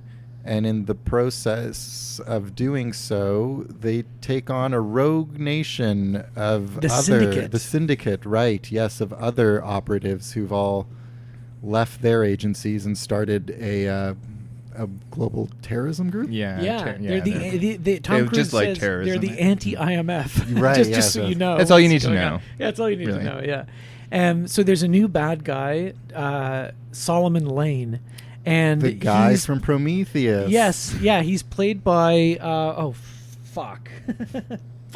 Sean Harris. He's played by Sean Harris, who I like and who is really good in the this British trilogy of movies called the Red Riding trilogy, where he plays like a corrupt like northern police officer.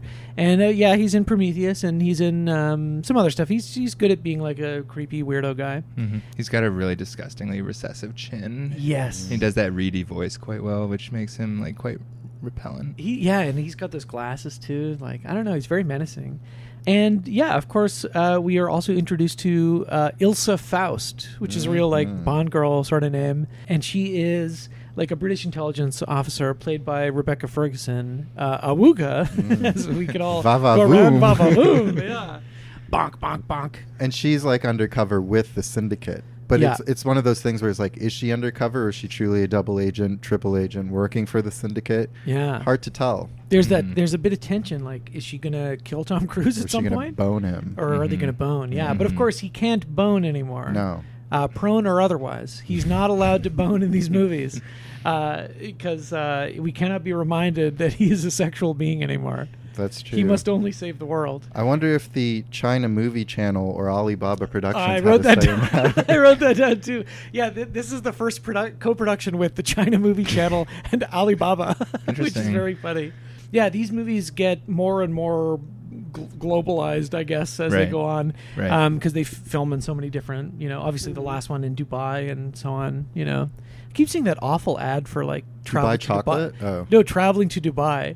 I think it plays at Cineplex or something. Yes. Yeah, where it's like why would you go to London? Everybody goes there. Why would you go to Paris? Like there's so many tourists. Go to Dubai, where like only the rarefied like cream of the crop go. Only the richest people who can. Who have expertly learned to deal with the cognitive dissonance of visiting an evil country.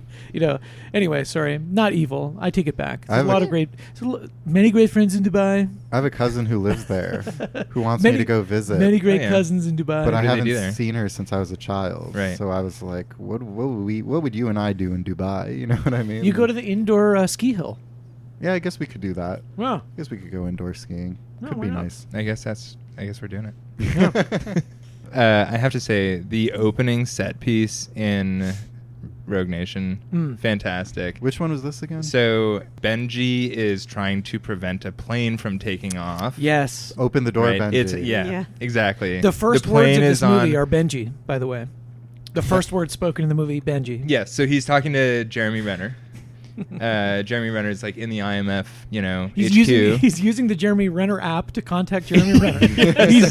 he's like, go. When they say go encrypted, like go safe over the phone. They open up the Jeremy Renner app, which is encrypted.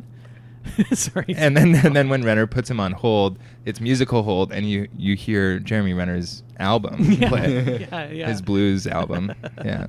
No, that is a fun sequence. Yeah, it's incredible. So then Tom Cruise comes out of nowhere, jumps onto the plane, climbs up the wing, and then he's like crawling around on the side of the plane, and then the plane fully takes off, and Tom Cruise is hanging on for dear life. And it's real. And it's kind of real, right? It's real. It is actually real. Yeah. Really real. You can see the side. So that was the... so this crazy. is when they're starting to sell the stunt, like in the advertising. Like Dead Reckoning, where he jumps off the cliff and skydives, right? The Burj Khalifa, right? In the last one. And then this one, this was kind of the big trailer moment. And you can see the side-by-side visual effects comparison. And it's essentially the same thing. The only thing is, like, literally, he's obviously not holding on with his hands. He's strapped to the plane. Yeah, and they yeah. just cut out the wires or whatever. Oh, but he's like, great. he's on the plane. It's And awesome. they had to put giant, because he can't wear goggles, right? So they have to put giant, like, contact things in his eyes so he doesn't get, like, his eyes gouged Blown out by the wind. The wind or whatever. So he's fully doing it, and you can see he's like, it's a physical feat For like, sure. He's struggling. I love it. Yeah, I love that. it's so great. And then the way it all plays out, he gets like sucked into the plane, straps himself to these like canisters of chemical weapons. Yeah. You know, ejects the parachute from the back and sort of like waves goodbye to this like Belarusian security guard on there or whatever. Yeah.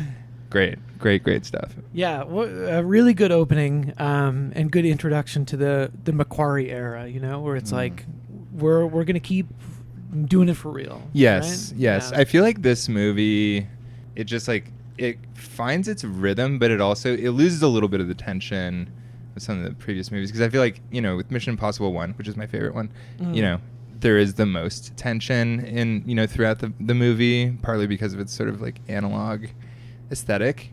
Whereas in this movie, it's kind of like set piece, regroup, you know, discuss, plan for the next, you know, mission. Yeah. Set piece, planning, you know, and it's just kind of like a series of that. That's the pattern, right? Yeah, and they don't really ever deviate from it. Yes. Maybe the next one, I don't know, but I'm pretty sure the next one will be exactly the same sort of thing. Yeah, but it's still very fun. Yeah, like I famously, you know, I'm not the biggest Mission Impossible guy. I think that so far they've all been, hey, pretty good, right? But I did have a good time watching this because those set piece, those moments that they regroup for and then execute are pretty darn fun, you know? Like, and they're varied enough. Like, the opening bit with the airplane is obviously this big, like, jaw-dropping stunt. But then there's just like a lot of fun stuff going on with something like the opera sequence, where it's not necessarily like a big stunt, but it's just this like really kind of silly, like orchestrated moment where someone has like a flute gun. You know? Yes, like, it's great. It's a good time. Like it's a great cat and mouse hunt situation. Yeah, totally. And like it's like who's aiming a gun at who, and Rebecca Ferguson is there looking divine. And like, oh, you know, the opera is great. It's Puccini, isn't it? Yes. Yeah. Yeah, but right before that too, you have the sequence where, because they capture Tom Cruise. They don't kill him like but that's when he's first introduced to Ilse Faust, right? And he like does that thing on the pole where he like hops up the pole, you know? Yeah. And he's you know, he's shirt off, his abs hard, glistening, you know? He was being tortured by the bone doctor. Yeah. I'm the bone doctor, some scary Russian bone doctor. And you know that opera sequence is great. It's like it's so fun. It feels like something in particular director of the first movie, De Palma, would have really done well, because it is like kind of Hitchcockian in a way. Yeah, she has to shoot, or Rebecca Ferguson's going to assassinate the Prime Minister of Vienna during a specific like whole note or something. So it's like you see the score kind of panning along. That's a great like, shot when they when they go close up into the score, like there it is. Yeah, it's really funny. Yeah. One thing I love about that opera scene, in addition to like Rebecca Ferguson's presence, is that she's very watchable. Yeah, like Tom Cruise is so genuinely confused about what's going on. Like he's sneaking around. He has to like do these like backstage fights and stuff like that, and then figure out how this flute gun works and all this shit. But then he's like seeing like multiple other assassins out there in the theater. And he's like, okay, I think that one of them's gonna like try to kill the Chancellor of Austria, and then he maims him instead of killing him. So shoots him in the shoulder. But then another thing I love about this is that like after all of that dramatic tension, Chancellor of Austria gets into a car, and then the car blows up, and he dies, and it's just like which is unusual, you know. It's like it's not like a stroke of genius, but it's like it is uncommon for these types of movies for like all of that effort ultimately to like go completely sideways. Like, yeah. And it is a funny thought because the movie, rips along. We focus on the main characters, but the country of Austria would be in such disarray if that happened. They're not really thinking about those poor I know, they don't address that at all. Like a major political event just happened in Europe. Like it's destabilized. Oh, totally, yeah. Their country's great tradition of going to the opera ruined permanently. Honestly, yeah. Yeah, what are the other big moments in the movie? Obviously when he goes into the underwater rotating. Yes. What is it? Yes. Okay. Actually, before we get there, I think my favorite line in the whole movie, because it's so bad and clunky, was right at the end of the opera scene. They're all piling into a car together. Tom Cruise, Benji, and Rebecca Ferguson, and Tom Benji, Cruise, Benji, and Rebecca Ferguson. Simon Pegg. Shout outs to Simon Pegg. Yeah. No, we love Simon. And Tom Cruise is kind of introducing the two of them, and Benji's like, "Oh, she tried to shoot me." I wrote this down too. And then Tom Cruise says, "That doesn't make her a bad person." Literally wrote that down. Yeah, that's so funny. That was the one line from the whole movie that I wrote down, because it's just so stupid. Yeah. Well, she's so hot that it's excusable that she tried to shoot Benji. You know what I mean? Benji, I think we can all accept that. Don't ruin this for me, you Scottish bastard, whatever he is. I also really enjoyed, there's a scene where Benji's working for the CIA, but he hates working for them, so he's just fucking off and playing some insane looking Overwatch game on 3 monitors. That gave me a laugh. Yeah, he switches up when he sees the guy in the mirror. Yeah. Who amongst us, He's playing Halo. That's some nice product placement for. Was it Halo? It's Halo. I'm pretty sure it's Halo. Yeah, because he has the game in his desk, conveniently. Right. Up so you can see what it is. Yeah. So then Rebecca Ferguson, they have to eject her so that her cover's not blown. Yeah. Right, because she's in with the syndicate. But then she has dropped them a little hint about where they can find her, which is Morocco. Yes. Yeah, they in have the to go lipstick there. Tube /USB, which is funny because it's there's all these high tech shit, but then the lipstick, a tube of lipstick that has USB in it, or any sort of thing that has some other function and then a USB attached, is not a particularly novel spy gadget. Yeah, you can buy that on Amazon. Yeah, you can get one of those pretty easily. But yeah, they go to Casablanca, which is where the movie Casablanca is set. Yes. But not filmed. Not filmed. That's true. Oh, is that true? I don't believe it was actually filmed in Casablanca. It's probably filmed in Hollywood. Yeah. I think that's a safe bet. Yeah, it's pretty safe bet. Yeah. So then they need to recover this, a ledger, a digital ledger. Yeah. From an underwater computer base. Honestly, I had no idea what they were doing during that sequence, but I thought it was pretty cool. Yeah. He has to jump into the whirlpool at the end of the 3rd Pirates of the Caribbean movie, and then the scene when he's underwater and gets knocked out by the big propeller thing was pretty. I felt a bit of tension. Yeah. Oh, yeah. Sure. Yeah. Well, I like that.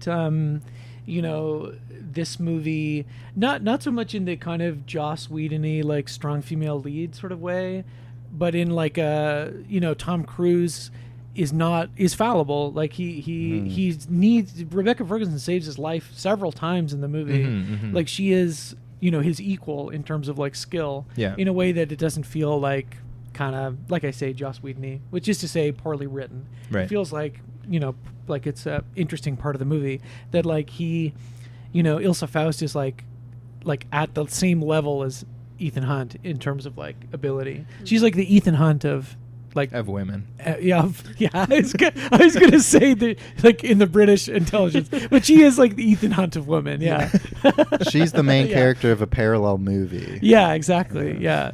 Definitely when he's drowning, and then they cut back to him and his lifeless body's just kind of going around. It's really good. He drops the cards and then he gets bonked by that rotating thing, and it's just buddy, you're and then you're blowing it. All of a sudden, Rebecca Ferguson latches onto him like a koala. Like a koala. Yeah, wraps all around. of her limbs around him. Yeah, God, and I want that so badly. I know. I wish. Yeah, I wish I could drown, and have Rebecca Ferguson bring me back to life.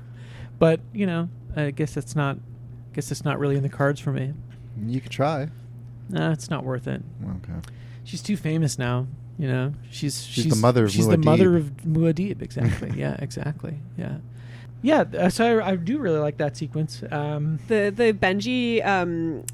The intercutting with Benji getting into wherever he's going with the gate analysis, I also really enjoyed. Right.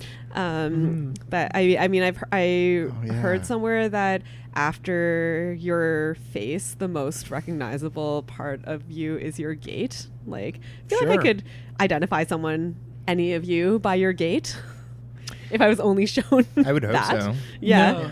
Yeah, I don't think so either. Like it. I don't think. I mean, maybe an expert could do that, but no. I think that. Yeah, I could pick I any could of your identify you gates by your out gait. of a lineup. Okay. I think I could. Yeah. Sorry, never mind. I thought we were talking about something else. No, never mind. Yeah. No, you're right. Wait, let's take it again. Yes. You could identify me by your gait. By my gait. Yeah. I could, yeah. I think I walk in a certain way. Huffing and puffing. You know?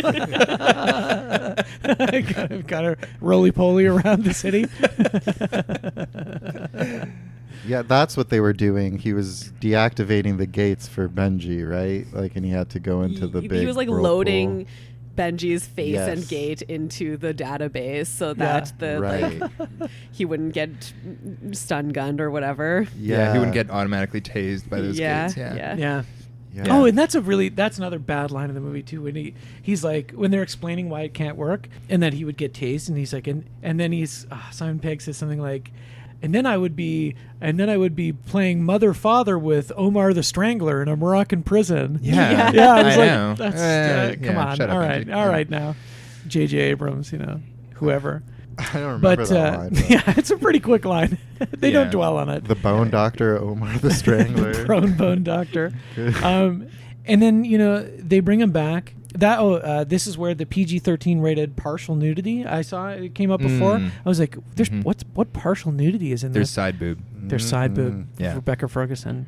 And she's So changing. good. And I remember I was like, I saw that shot and I was like, that seems kind of gratuitous. But it's because she is planning to run away from them, to steal the drive and to run away, and she does, and then that results in like the big motorcycle chase, right? Great, yeah, motorcycle Another car really chase, good one. Yeah, in Casablanca, and in the middle of it, Luther and Ving Rhames and Jeremy Renner show up, and so it's kind of like a three-way chaotic race, and it's great. Very destructive. Cool.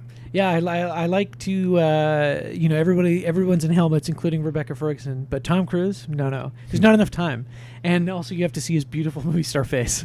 So he's out there, and he's like, I mean, obviously there's a lot of computer effects in that. Like, they're dodging all the cars. Like, I imagine most of the cars on the road are not real. But he's driving that motorcycle, like, fast, without protection. Yeah, and he's also just woken up from being kind of dead, and that's he's right. Another kind of it's like he's like really confused. He has like his memory is gone, and he tries to jump and stumbles. Yeah, it's good. But then it's unsuccessful. She gets away with the digital ledger, but he's reunited with Ving Rhames and Jeremy Renner. The crew. The classic crew from just the previous film. Classic crew, yeah. I think the crew is one of the best, like, the things that makes the series great. Yeah. But they're always changing the crew. Not Ving Rhames. Yeah. Well, a little bit. He's only in a little bit of the last movie. Yeah. I think these movies would have been way more special and cool if there was a consistent crew throughout all of them, If they just planned it a bit differently and there were a couple more people I'm not asking for, like, the whole team, but if there was like one other person in addition to Ving Rhames to kind of be throughout all of them or something, as like Tom Cruise's it's Benji now. Yeah, well, Benji's in almost all of them. It's like the same principle as like the Fast and Furious movies, where there's like a I've only seen one of those consistent crew, but like some of like Vin Diesel isn't in the second one. That is true. That's right. And Paul Walker obviously isn't in the most recent ones. Well, yeah. there are reasons for that. There are reasons. Yeah. There are reasons. I'm saying, like, it's a generally consistent crew, but I think, like, Luther and Benji, like, kind of ground the Yeah, crew. as the you. series goes on, yeah. But imagine if there was one other person who was there from the beginning. Yeah. I don't care. It's It's the Tom Cruise show. Okay, You fair know? enough. There are, I mean, there's continuity with Ving Rhames and also the guy who gets the aquarium exploded on him in Mission Impossible 1. Oh, yes, Kittredge. Kittredge. Yes. He's coming back now. Who in his character poster, now that he's old, looks... I hate to invoke his name again, but he looks exactly like Mark Carney. Oh, interesting. Yeah. Okay. Yeah. Okay. Yeah, I know. Current Kittredge Prime for Minister of PM, yeah. Canada. It's all coming together. Future Prime Minister of Canada? Question mark? We don't know. Probably, though. Looks like it. Let's not get into politics. I already voted. Yeah. Really? Who'd you vote for? I wrote Tom Cruise on the ballot. Yeah. I was thinking of doing that. No, I think I went in DP. All right. To the best of IMF. your recollection. Yeah. I might have gone PDN, the opposite of NDP. The Oh. anti-NDP. The syndicate. The syndicate would I do voted for that. the syndicate. Yeah. Yeah. Okay, so what happens next? She takes the Ledger to London to meet with her handler, Atlee, Yes. who it turns out is kind of Slime like ball. the real villain. Yeah. And he surreptitiously wipes her USB stick so that it's empty, Mm-hmm. And there's something which is a little involving confusing. the Prime Minister as well, Yeah, so Yeah. Benji Tom has made a Hollander. copy Tom of... Hollander, yeah. who I love. Yeah, what's his name? Tom Hollander. Tom Hollander, yes. I love he's him so great. too. In the loop. Great in the loop, exactly. Yeah. Difficult, exactly. difficult, Yeah. lemon, difficult. Yeah. Difficult, lemon, difficult. Yeah. I always forget about that. That's so funny. That movie is flawless. I Yeah. think it's, in terms of like Iraq War Oh, yeah. movies. Yeah, for that, sure. That one might be at the top. I love that movie. Yeah. Also love him in Gosford Park. Yes, that's he plays right. this kind of nebbishy loser. That's typically what he plays. Yeah. Pirates Yeah. of the Caribbean. Yes. Yeah. Yeah. Okay. Similar role. Interesting. Yeah. Square. Mm-hmm. Yeah. Yeah. Yeah. So there are now 2 copies of the Ledger. Atlee erases 1. It's unclear. I think that it's like Atlee is just kind of playing games with Ilse, right? He didn't actually want that information. He's just kind of like testing her or something. I think so. He's responsible for creating the syndicate. Right. Yeah, but then it went Rogue Nation, as they say. Yeah. Because the Prime Minister didn't actually He didn't allow give the it. approval. Yes, Yeah, he said no. Yeah. And this is where you get the mask reveal, because Tom Cruise wears the mask, wears Atlee's face, right? So that he gets the Prime Minister to confirm all of this, that he did in fact create this. Yeah, they and is need the responsible Prime for this. Minister to biometrically unlock the Yeah. data for them. But they also need him to reveal that information so that Alec Baldwin, killer and star of the Baldwins, he believes that Tom Cruise is innocent. Right. Yeah. Right. But how do they know that the Prime Minister, about this being a proposal that the Prime Minister rejected initially? I don't know. The information stick tells them, you need the Prime Minister's face and handprint to open this database. Yeah, but it wouldn't have told them that this is a proposal by Atlee that the Prime Minister rejected. They must. No. How did they know? I don't know. I know. And see, you guys are falling right into my trap and my point where, these movies are fun. We're talking about the big set pieces. We're having a good time reminiscing. But when we get to the nitty and gritty of them, we all forget. Yeah, but true. It doesn't matter. That's fine. Well, there are, though, yeah. right? No, it is fine. That's It's a feature, not a bug. No, right? to me, it's what prevents it from being these great, amazing movies. But they are very fun, digestible flicks. They're not films. They're flicks. They're you know flicks. what I mean? They're not films, man. Well, I don't. That never bothers me. When I go to see these movies, I want to see Tom Cruise being a freak, and I want to see him risk his life to do crazy stunts, and I want at least 2 or 3 monologues from some character, whether it's Luther or someone else, who is talking directly to the audience, saying Tom Cruise is your Lord and Savior. He's here to change the world, save the world. He's the greatest person who's ever lived. He was never weird. He was never involved in Scientology. He doesn't know where Shelley Miscavige is. He was nothing but a gentleman to Nicole Kidman and Katie Holmes, and he's never done anything wrong in his whole fucking life.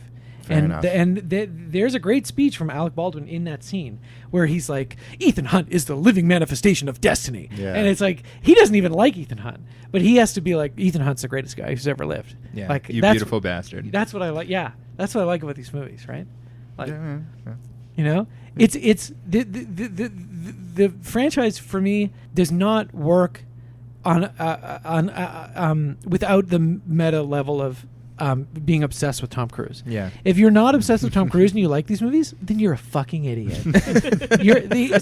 People call these movies MCU for like adults or whatever, MCU for film Twitter or whatever, right? Especially now that they're like tying it all together, doing that kind of like James Bond, like No Time to Die sort of, or whatever, Spectre sort of thing, where like the syndicate's all like, connected, you know? In that movie where Christoph Waltz says, I am the architect of all your pain, you know? Right. It's like that sort of thing. Now they're bringing back the guy who he gives the tummy ache to in the first Mission Impossible. They're bringing him, he got a fucking character poster in the new movie. Like, they're tying it all together, right? It's crazy that they're doing it at the very end, though. Yeah, it is. It's stupid. It's dumb. So none of that stuff matters to me. The plot of these movies doesn't matter to me. I don't care what happens in between him doing crazy stuff and him being like a weirdo and a freak. That's the only reason. And I genuinely am saying to any listeners, if you like these movies and you don't like care about Tom Cruise or like are really invested in Tom Cruise or spend like a lot of time reading Tom Cruise articles, Wikipedia, books, you know, poetry, fanfic. If you're not doing that and you like these, then you're a moron. You're like a stupid little moron, and I hate you. And you should, and you're like anti-art. Okay. Please keep listening to the pod and give us a good rating and share with your friends. Yeah, naturally. Yeah. Niko, didn't you do some reading about Tom Cruise recently? Yeah. Well, I was just reading his Wikipedia page this morning. All right. That's what I'm talking about. Well, because I was like following up on something that somebody mentioned to me ages ago about him and how he was dyslexic and how he learned he credits Scientology with learning to read, and Jesus. I thought that was so interesting, and it turns out it's true. He says he wouldn't have learned to read really without study tech, the Scientology sort of method of learning how to do stuff. Okay. And how was he learning his scripts? He all verbally. Wow. Yeah, and he would ad-lib stuff when he can remember. It was interesting. I mean, I think there are a couple things that are interesting about it. One is that I think it gives some insight into why Tom Cruise is so loyal to Scientology and so sincere about it. But also I think that like his intensity is kind of linked to the fact that he grew up thinking of himself as a real underdog. You know, I went and read this article from People magazine from 10 years ago, which I'm sure it was sort of like positioned as an interview, but I think that it was probably more of like a statement that was kind of whatever, like PR. Crafted. Yeah, he talks about how he was just sort of constantly faking it as a kid and was extremely self-conscious about his inability to truly read stuff, and he was like extremely ambitious at the same time, obviously. And I think that you can kind of see it in him. Oh yeah, right? Yeah, that is. Thank you for bringing that up, because that's exactly what I'm talking about.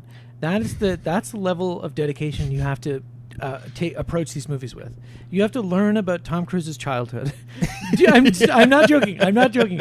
Like that is so interesting and leads perfectly into his movie star persona, where he projects a level of confidence and intensity to every single person he talks to, every single interaction, when he buys a coffee, anything, that it's like he's like an alien. Yes.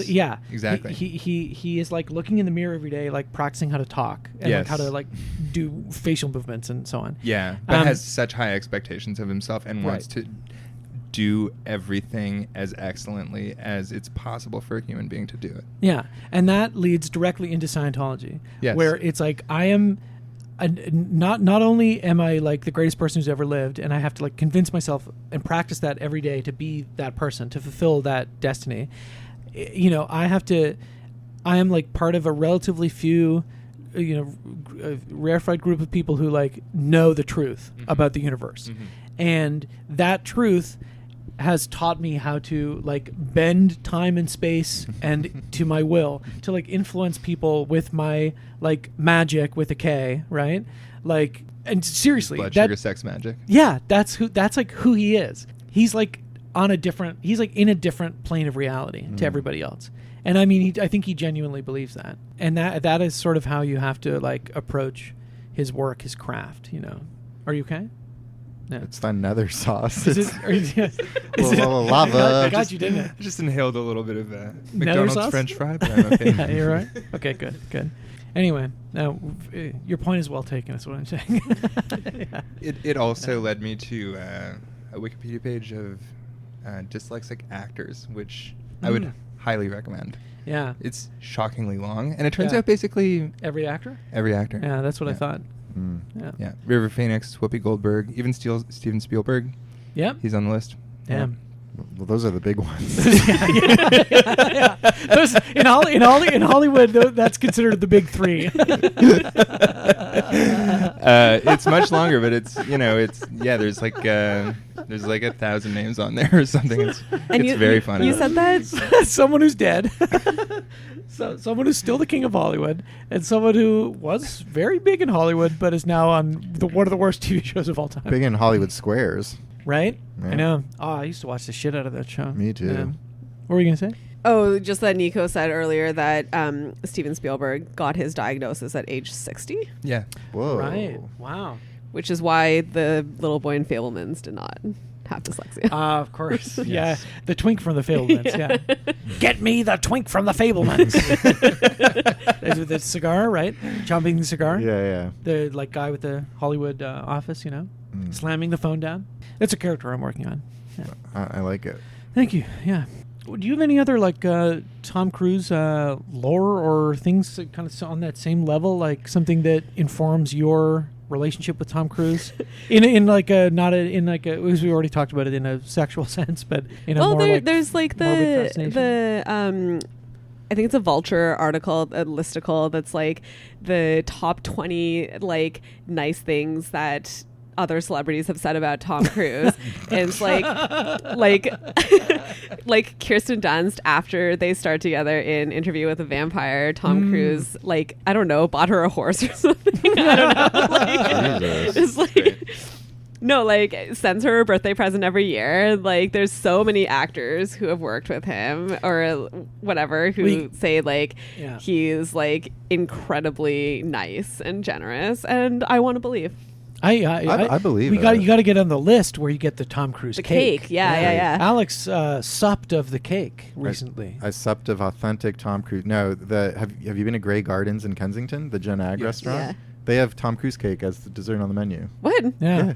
I don't know if it's like their version incredible. Of Tom Cruise cake. I had never heard of it. It's a small coconut bundt cake. Yeah, that's which really good. Tom Cruise famously has like a list of people that he sends a cake to every Christmas or something. Yeah. And apparently it's an incredible cake. Everyone who's gotten it raves about the cake. Yeah. Jen Ag's rendition of it was to die for. There you go. Which is another Tom Cruise film. So they like Tom Cruise adjacent.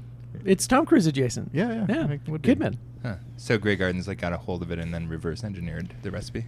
I don't know how similar it is to real Tom Cruise. That'd be very IMF of them. Yeah, that's very IMF. Yeah. All I can tell you, it's a really good little tiny coconut bundt. Nice. Yeah. I'm trying to think if there's some other weird Tom Cruise pathology I haven't mentioned yet.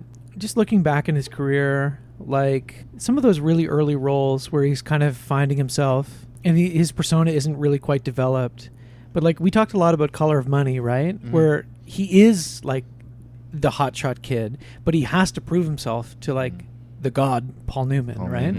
And then similarly in something like Risky Business, where he's like pretty confident but also very vulnerable in that movie.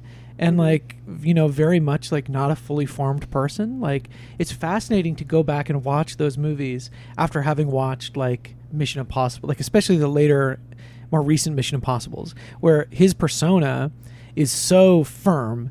The Firm, starring Tom Cruise. Where his character is and his like star power is so well defined. And when you go back and watch ones when he was still a kid, up and coming, I don't know, I can't help but like get emotional watching them because he's like there's like a light in his eyes that, and to be clear, I love Tom Cruise. I think he's evil, but I love him, right? But there's a light in his eyes that it no longer exists. when you look at him now, like he's got that Scientology death stare, and it's so intense. And I'm sure if he likes you and you're like giving off the correct energy and receiving his energy in a way that he finds like flattering or palatable or whatever, the stare is probably incredible. Like if you're like Glenn Powell or who's taking him under his wing, or even Miles Teller, who kind of seems like he flubbed the Tom Cruise connection. But if you're one of the young people who was like friends with him or lovers, maybe, I don't know. We don't know if such a thing. We don't know anything about that. We don't know if he's capable of that because it's completely sealed up in NDAs. Yes, and that's and we can only choose to believe that it's perfectly fine. Yes. there's nothing nefarious about it. The only reasonable conclusion. Yeah. But when you see him now, like he is so manufactured that it's like hard, kind of difficult to remember that he's like a flesh and blood human person. I'm sorry. I'm really revealing the extent of my Tom Cruise derangement syndrome, but it's beautiful. It's just like he's just so weird. Like, and I cannot express how excited I am to see this last movie. Yeah. Because I think that he might be the greatest movie star of all time. Sure. Just in the sense, at the level of his like sheer ambition.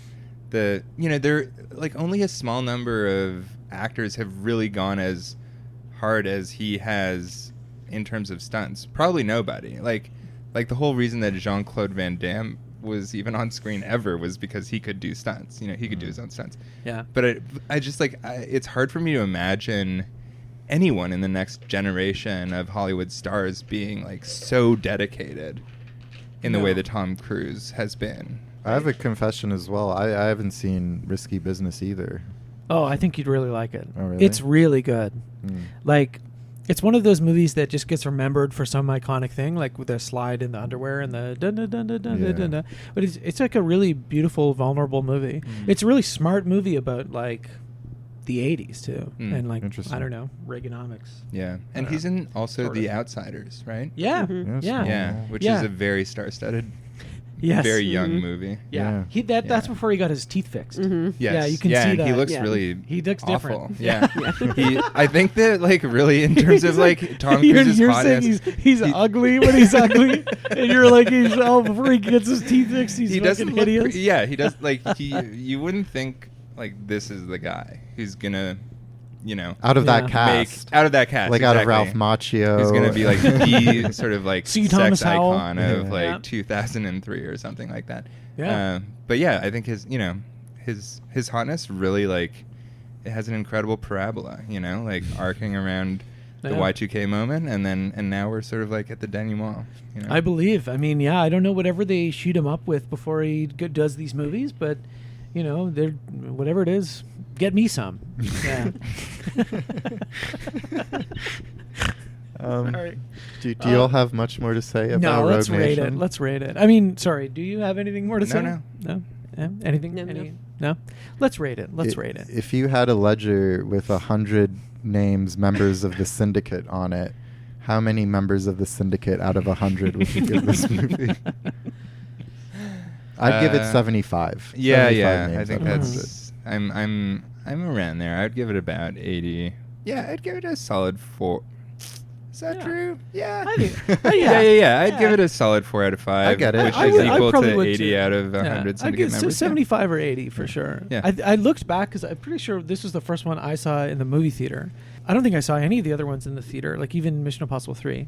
And I think we saw it together. I think so, back in 2015 or something. And I looked at Letterboxd and I gave it like 3 stars. Wow. But that was back when I was like, je ne sais quoi, I only watch masculin féminin. And now, my tastes have broadened and my brain is much bigger. So I would give it 3.5 or 4 stars. So 75 or 80. Yeah, I get that. Yeah. Yuki? Yeah, definitely 80. Yeah. Yeah. Good movie. Great, yeah, fun. But what do you think about Fallout? Do you like? I forget it. What do you think? That might be my favorite.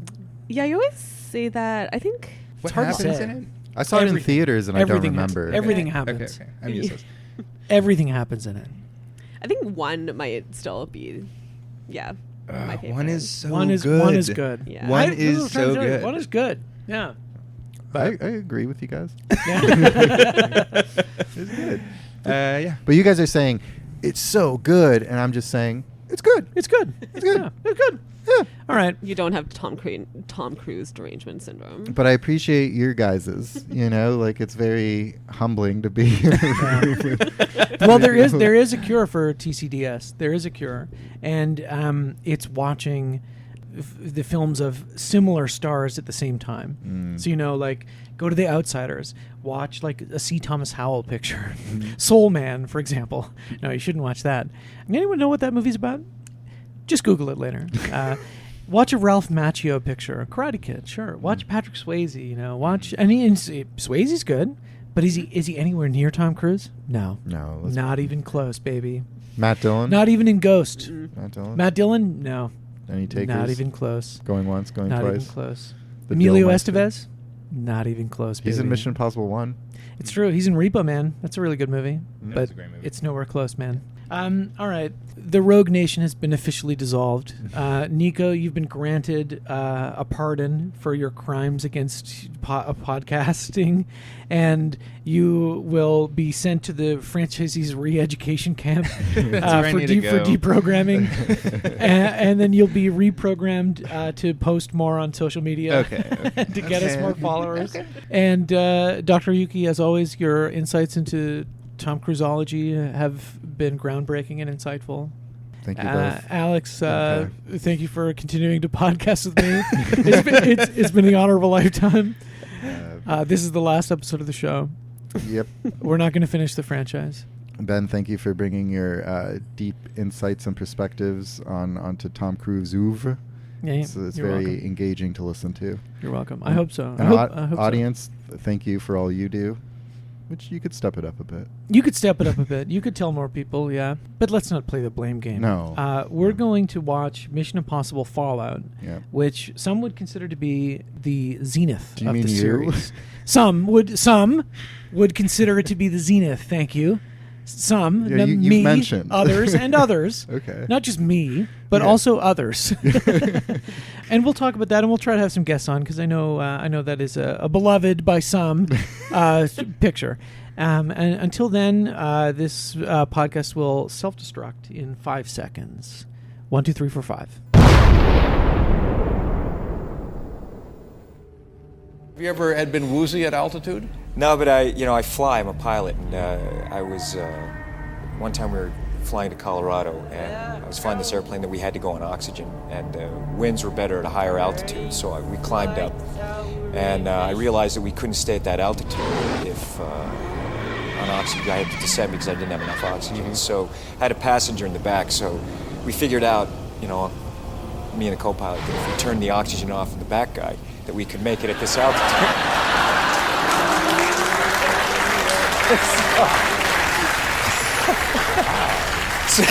so it wasn't dangerous or anything, Now, what happened when you turned his oxygen off? He was very quiet. He fell asleep. He fell asleep. He slept the whole way. Well, but he's the kind of guy you wanted to have him sleep the whole way. It's like just. But honestly, looking at it from another direction, isn't that attempted manslaughter? You just turn a guy's oxygen off? You're lucky you're not doing time, for the love of God. He woke up. He did wake up, yeah. You know, when we were landing on descent, he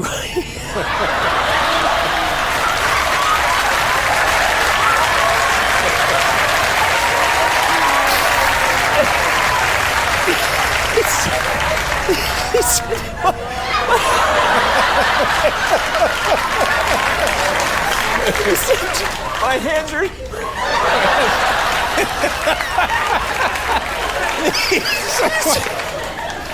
He said, my hands my hands are your all's hands.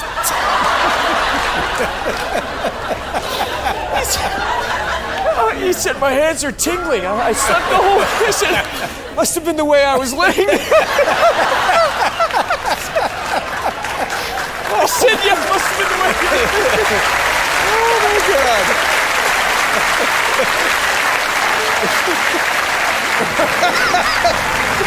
Wasn't getting enough oxygen to his brains. Oh, my God. I know. Well, it's funny now. It's funny now.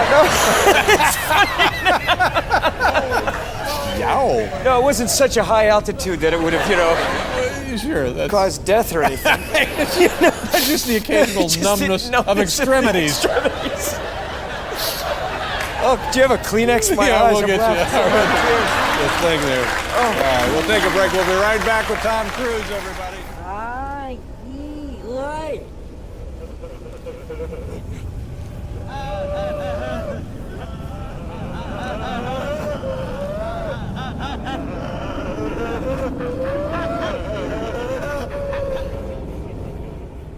You're stepping over a line now. Okay. You're stepping over a line. You know you are. I'm just telling you right now, put your manners back in.